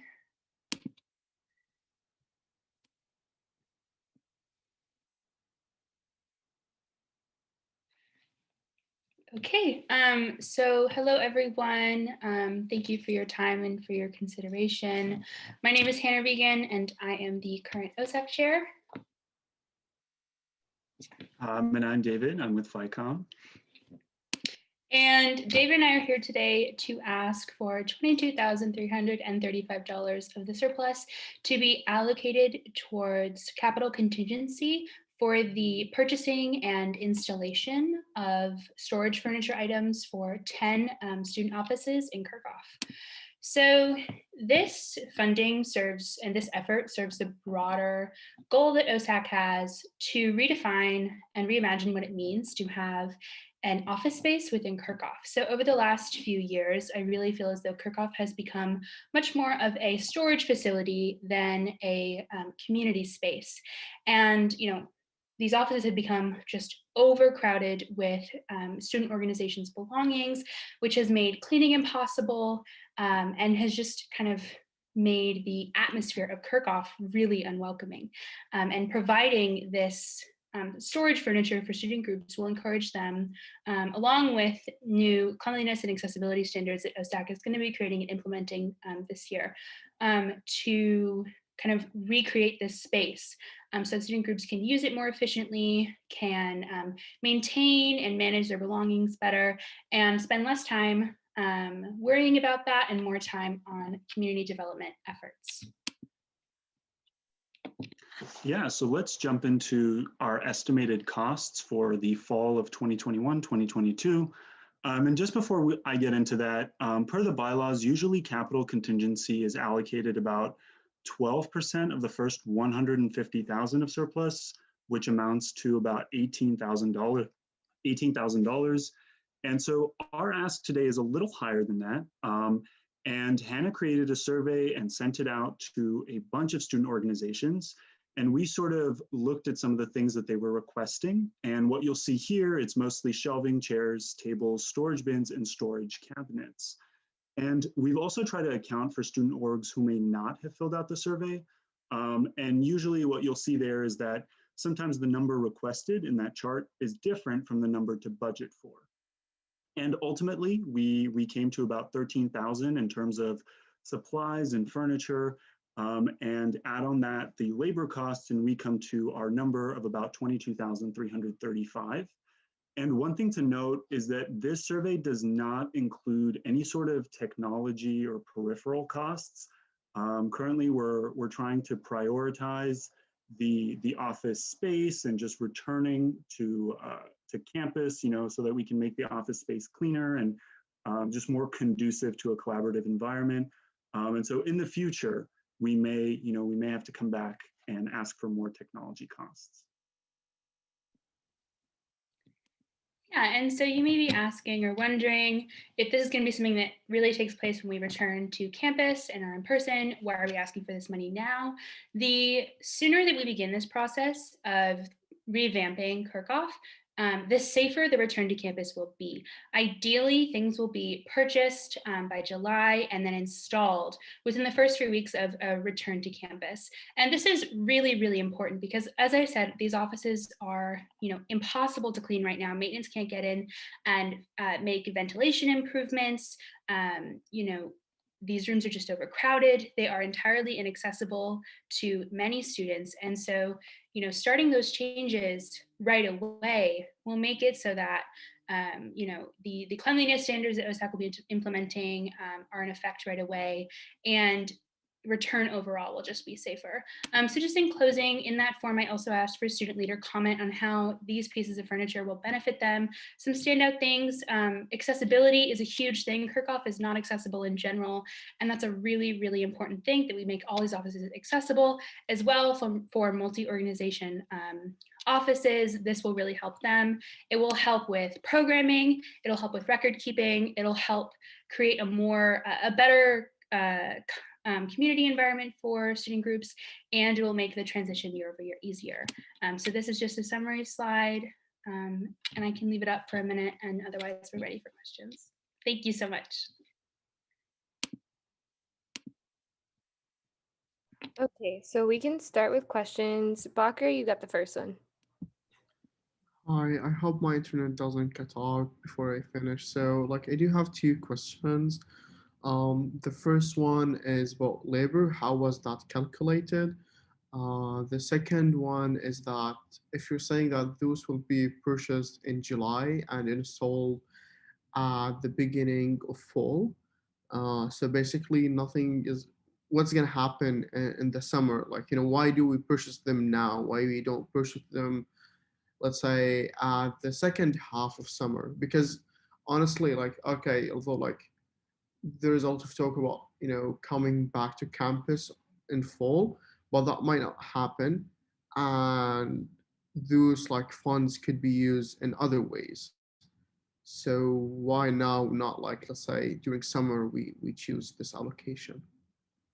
Yeah, so just to answer your first question, it's just based on one invoice that I was given from labor costs from the CSC furniture installation a few years ago. And so we just based it off of that. It could be entirely different if more or less student organizations opt into this. And then towards your second question, like I said, this is just something I would like to start and to begin as soon as possible, because it is going to be a continual effort that USAC is going to be making. This will only cover about 10 student offices. There are about 30 just off the top of my head. So I would love for all student offices to have access to this. And which is why, we would be purchasing it sooner, and we would be storing it. I'll be working with Patricia on that. And it'll just be installed hopefully within the first 3 weeks of whenever we are able to safely return. Ideally, that will be fall. Speaking as USAC chair and as a student, ideally that'll be fall. But if circumstances change, of course, so will the timeline. Awesome. Laura? Yeah, hi, thank you for this presentation. I just had a question regarding kind of like the ethical nature of the furniture purchases. So is there any consideration regarding the quality and or ethical standard of furniture purchased? I think that we should hold ourselves accountable as student government to purchase ethically made furniture that will last longer instead of purchasing cheap and unethically made furniture that we will have to replace sooner. Thank you so much for that question. I'm completely agree that that is something that as USAC chair, I'll be working directly with student offices to figure out exactly which items they need. These may not have been the items that I personally picked out when I was creating this budget, but that is a very high priority, is to make sure that these things will last beyond my time as OSAC chair and for years to come. And so this is something that will be done perhaps over the next few years, and then will really, really benefit student groups in the long term. Yeah, I just one more additional point. I think it would be really cool to try and instead of just rushing off to IKEA or whatever to buy to whatever furniture we need, it would be nice if maybe we took a little bit longer in this process and maybe tried to work with local small owned businesses in the Westwood area or in the Los Angeles area in general. I just think that we should hold ourselves to a higher standard in all aspects of student government. I really think that would be a really cool initiative. And Sachi will get the last question depending on what time we finish at. Yeah, I just wanted to echo what Naomi put in the chat, that TGIF can, consider kind of sustainability upgrading improvements, which would include, the price difference between an IKEA chair versus a sustainably ethically made chair. I mean, that's up to next year's committee, but it can be considered. And then I also just wanted to ask maybe David to clarify the nature of capital contingency and kind of clarifying the types of things that capital contingency funds and yeah, you get what I'm saying. I see you nodding. Yeah, so I have the capital contingency guidelines from previous years, and what they fund furniture, so file cabinets, desks, chairs, everything we mentioned is everything on the slides is eligible for funding. They also fund computers or monitors, and also things like peripherals would be like a mouse or a keyboard, and maybe those locks that you also get on your computers. Those are also eligible for funding. There is a cap of $1,500 for computers. And the other thing is, as of right now, the guidelines from previous years have this 18-month sort of this 18-month limit, where if you purchase something, say you purchase a computer, within the next 18 months, that student organization cannot apply to get funding for a computer again. And this would also go towards cabinets or furniture or things like that. And it does say that final discretion is up to the finance committee chair in the guidelines. And what that usually means is if a desk breaks within 18 months, then you might want to consider replacing that. And these are sort of the things that we fund. And yeah, let me know if there's anything else that I can add to that. Awesome. Patty, we will have you with the last word. Sure. I believe this is the last surplus request that's coming through for tonight. But I also just wanted to, Naomi, if you'd like, I could also share kind of the breakdown. I believe you all, looks like you're voting on that next week, but I did bring tonight kind of the breakdown of the projects that you've already allocated, how in the past you've broken it out into, for example, capital contingency that David had mentioned previously through the calculation, BOD in regular contingency, and then the remainder, but all those figures can be adjusted. And then lastly, we'd also be voting on, when we bring this to a vote, the restricted carryover. So for funds that had carryover from last year that remain in those accounts, that would be carried over to this year. So that would be voting. And Naomi, if should I be bringing that forth for next week? Would you like a sneak peek this week? I just wanted to check in. We could do a sneak peek. How long would it take? I can just show for just a couple of minutes, so then you all can just see what the look of it is prior to next week. So if you have questions, you can reach out to me over this next week so I can answer any clarifying questions for you. Okay, sounds good. We could do that then. Okay, let me just pull it up.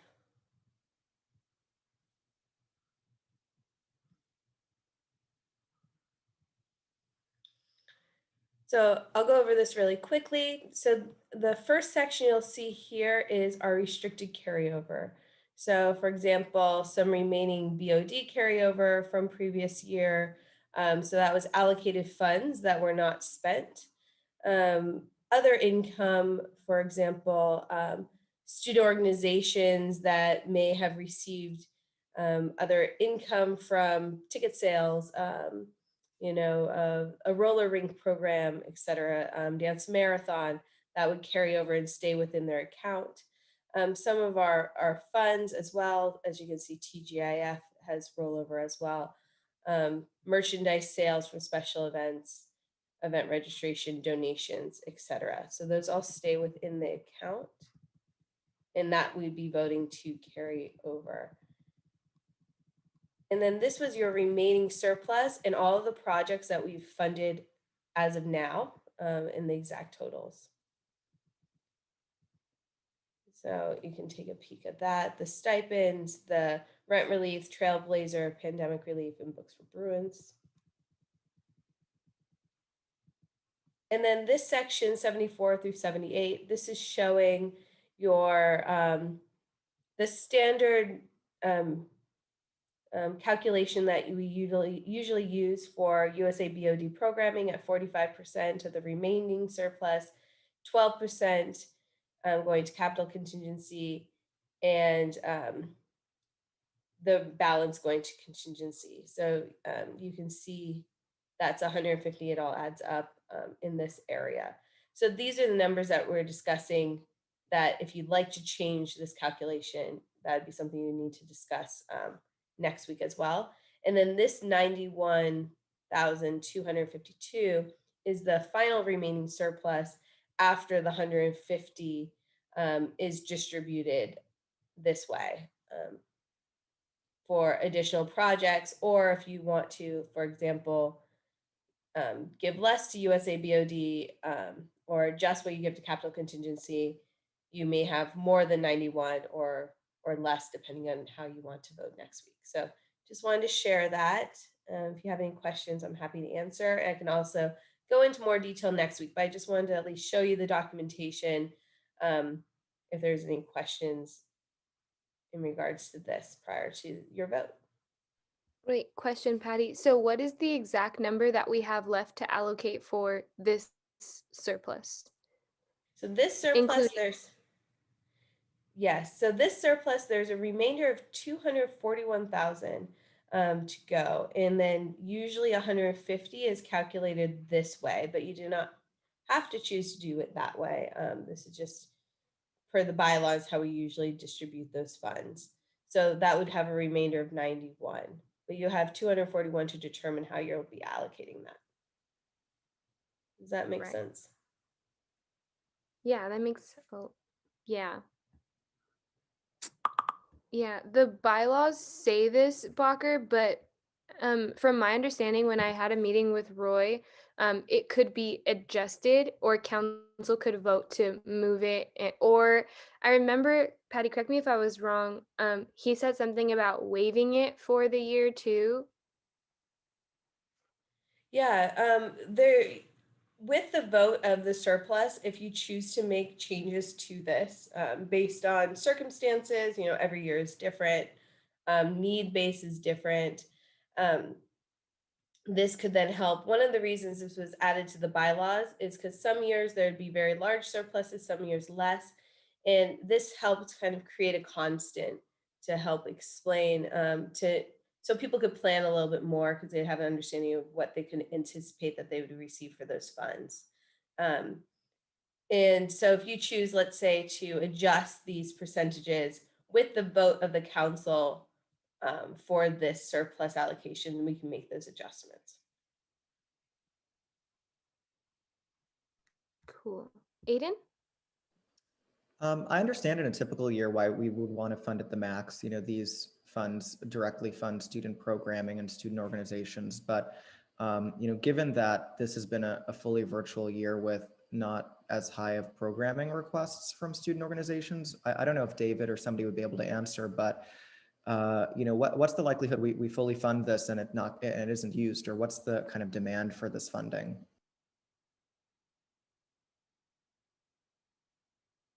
Go ahead, David.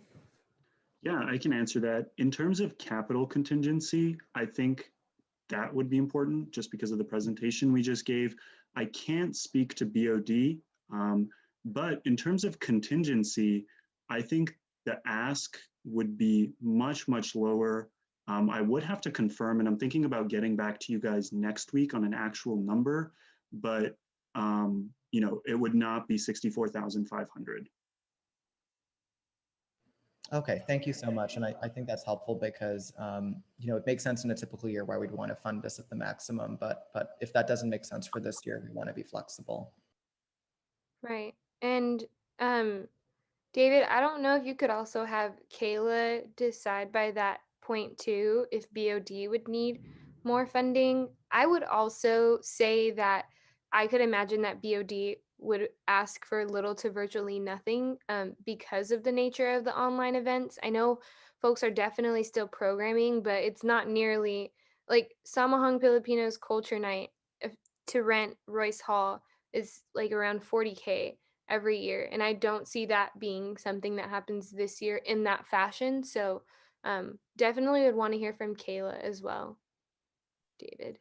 Yeah, I can talk to her and let her know, and then maybe she can also come to council next week, or if not, she can let me know and I can sort of present on her behalf.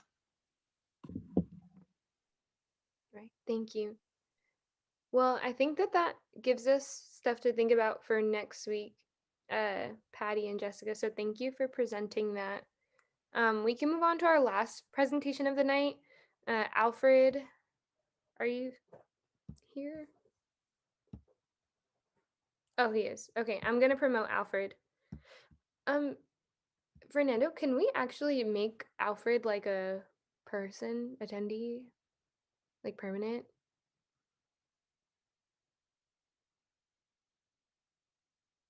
Okay, cool. Perfect. Hello, everyone. Once again, I'm here to present about the unit requirements to run for office and that like election code amendment just to tweak language up. I'm going to pull it up on the Google document so that everyone can look at it and offer a comment on the final language. I'm fully flexible with any language that council wants. So it doesn't, it's not a big problem if we can change things around.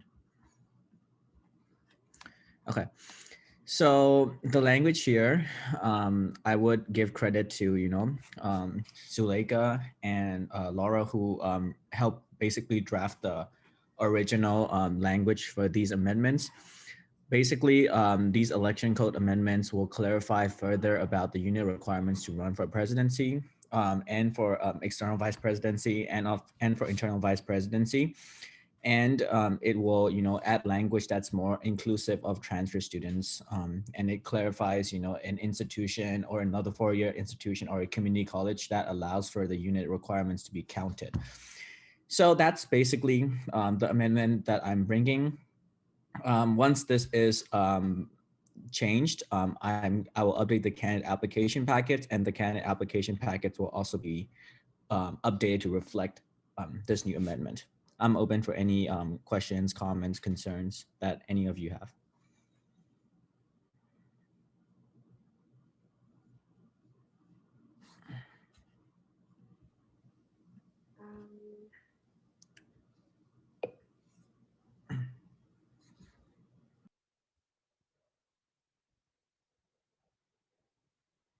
Okay, I guess. Okay, this makes sense. Must have been community college. That makes sense. I have one question. So does this allow for a student who took a bunch of IB units in at their high school to run for president, essentially, like freshman coming in wants to run for president? No, I don't. I think it's pretty clear in the language that the units must be earned at a UCLA community college or a four-year institution. If you're concerned, Naomi, we can add some language in each of these clauses that says high school units are not permissible. I would defer to what others think, but we can go Aiden and then Promise, then Bacher. Yeah, I was going to echo Naomi's concern. I can see, years down the line, a council or a J board not really understanding the context of this piece. Maybe you can say, or another four-year institution of higher education. So then there isn't confusion that a high school is a four-year institution if people really want it to be. But by saying higher education, that precludes that. Yeah, I think that language is fine too. I'm okay with adding it as a higher education. What does Promise think and Bacher? Yeah, go ahead, Promise. Yeah, I wanted to just highlight that students that are coming from high school, some students are enrolled in dual enrollment programs that grants them essentially that they would have completed 2 years worth of units from a community college along with getting their high school diploma. My high school was a school that did that. So how would how would we figure that out to, I guess, because it's not anti allowing freshmen to be able to come in and run for president, but I do understand the importance of having someone who is in their technical third year of university to run. So I guess I'm trying to in that echo, just adding that concern. Are you talking about with respect to the removal of this language? Is that where your concern is coming from?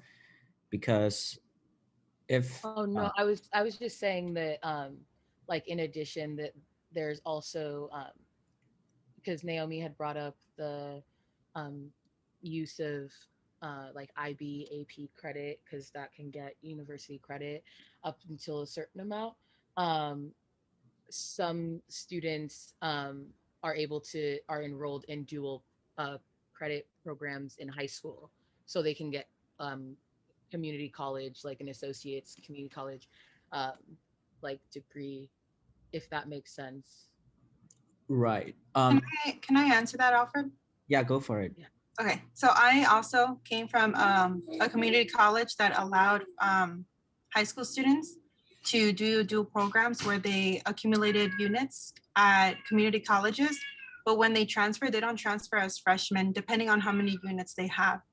I have sophomores in my office who came straight from high school because they accumulated enough units to make them sophomores, but they didn't accumulate enough units that would basically make them juniors, which was the 60 unit max. So I think that even if a student were to take community college units, if it doesn't complete that 60 unit count, or the 57 unit that we have right here on this, then they wouldn't be considered juniors. So I think that even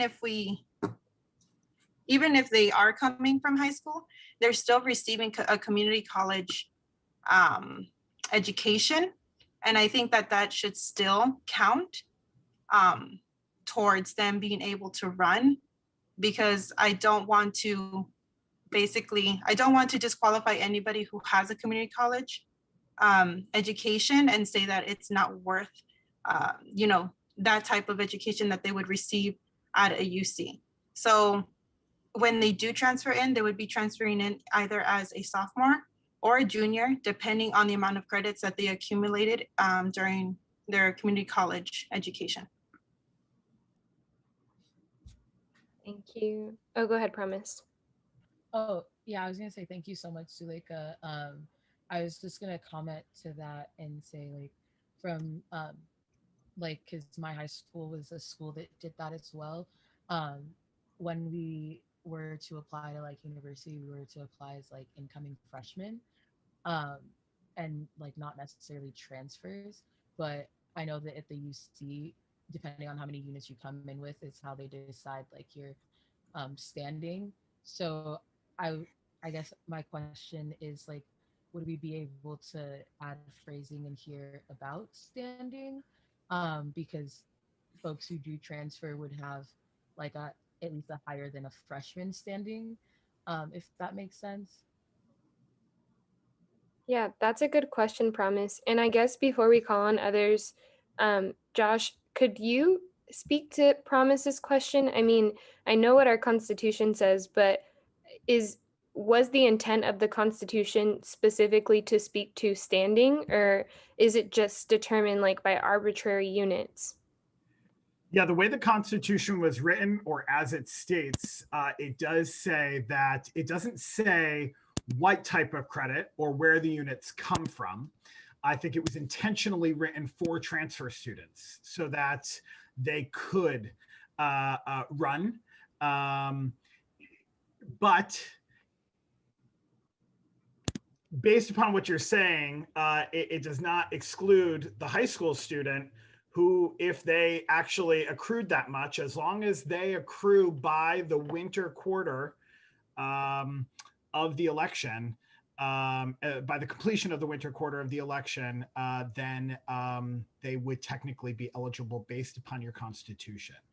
So the piece that I just want to make clear is if we want to change anything that goes against that, it would have to go on the ballot for this year to be able to change for future years. We couldn't make that change now. Does that make sense? Yeah, it makes sense, but also I guess one could argue that that is an interpretation. Like, I guess someone else could say, well, the units also, them being so high, are also meant to exclude freshmen. So I guess I'm just trying to figure out, like, is this then a value judgment by council to say, like, yeah, this position is for upperclassmen? Like, when we say that, does that actually have merit in the Constitution, or is that more so a value judgment, if that makes sense? I think if you were challenged by an undergrad, a lower classman or a first year or a second year who has those units, it would be very hard to fight when your Constitution clearly states it. You could not exclude them. Got it. Like if it went to J-Board would look at the Constitution, and I think that I guess anything is possible, but I think if J-Board was to read the Constitution, they would have to say if they meet the minimum requirements based upon the Constitution, they would have to uphold that they would be eligible to run. Got it. Okay, Christina?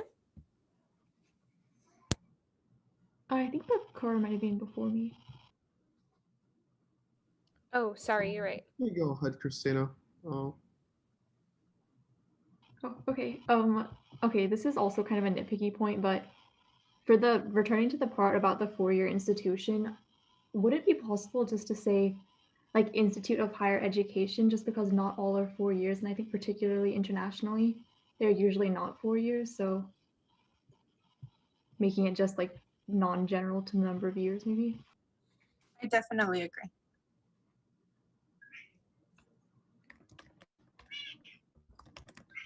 Okay, I can put that change in. Bakor? Okay, so I do have a few points. The first one is regarding the double enrollment. So I think the point, or the concern of everyone here is that you don't want someone with less experience, with like little experience or none, to run for president or like one of the vice presidents, just off the mill. And I mean, if they're taking like community college classes and through the double enrollment, they're gaining experience. maybe not as like similar to transfers, but like a similar experience in terms of like interacting with university with college campus.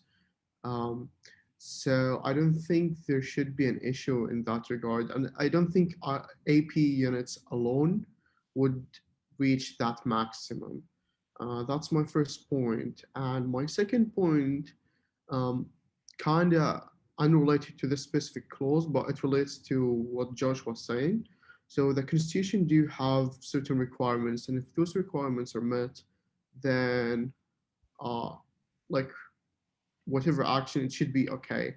And I realized that there are like going through the e-code, there are several instances when this is not the case. Like in Article 3.2.3.d and also 3.2.3f regarding petition signatures. It says that they cannot be collected during breaks and that they cannot be carried over between years, which kind of contradicts the Constitution in the way that it says that as long as there is 15% or like whatever percent of votes required, then a student petition can be presented. So I think since while we are discussing those changes, um, maybe council want to also consider these points.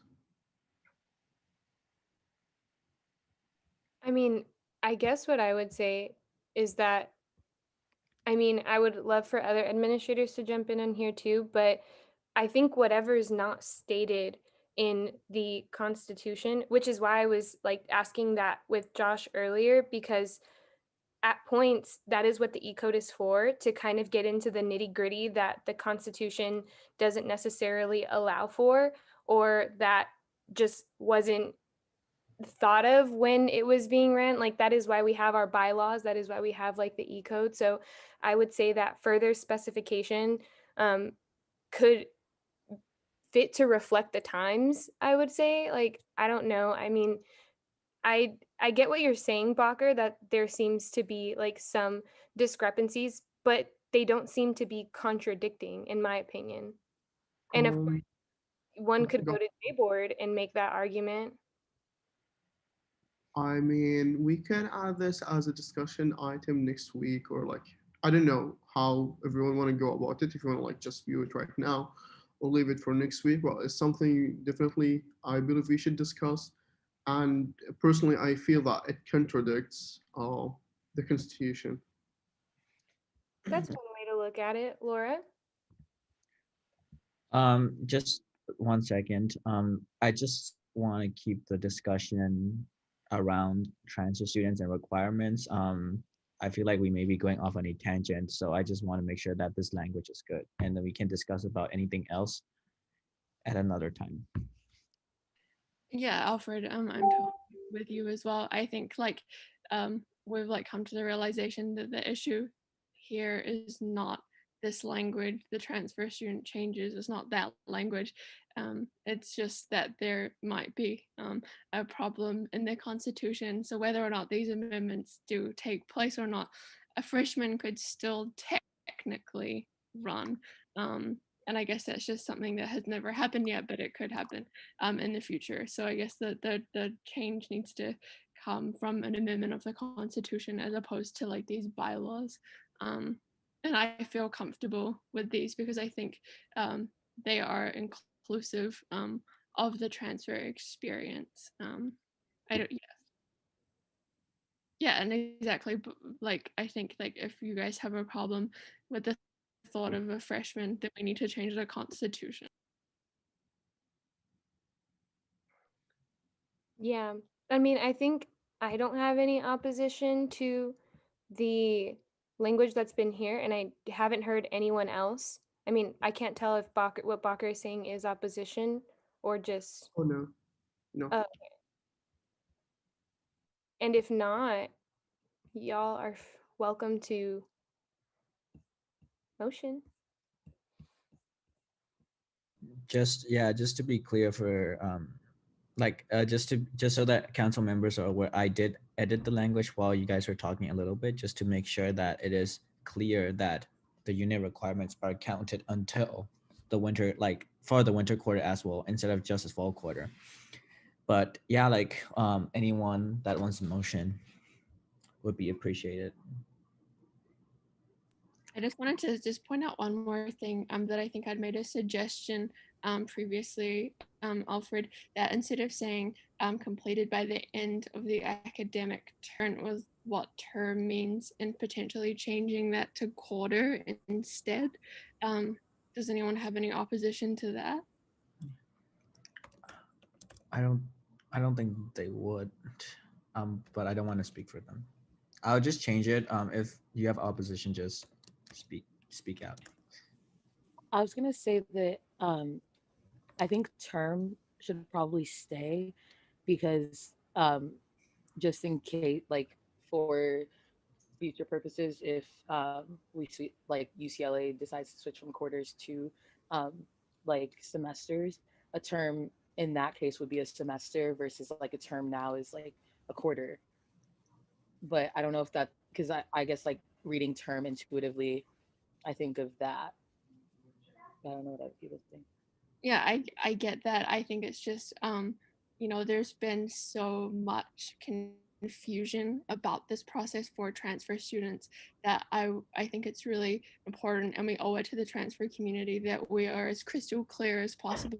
And I understand like your point about, you know, if there is a change you know, in the future, but that's kind of like what these amendments of the bylaws are for.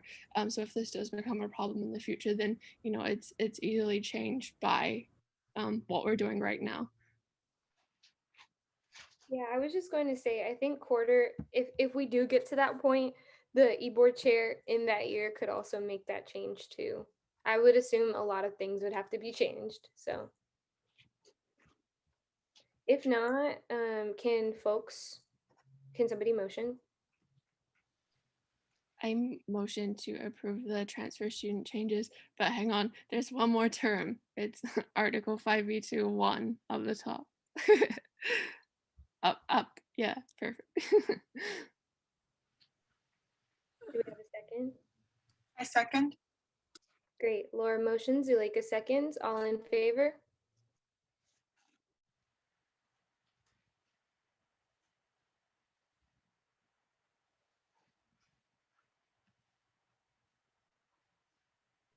Okay, by a unanimous vote of 12 to 0 to 0, the motion passes and the election code changes are approved. And that concludes our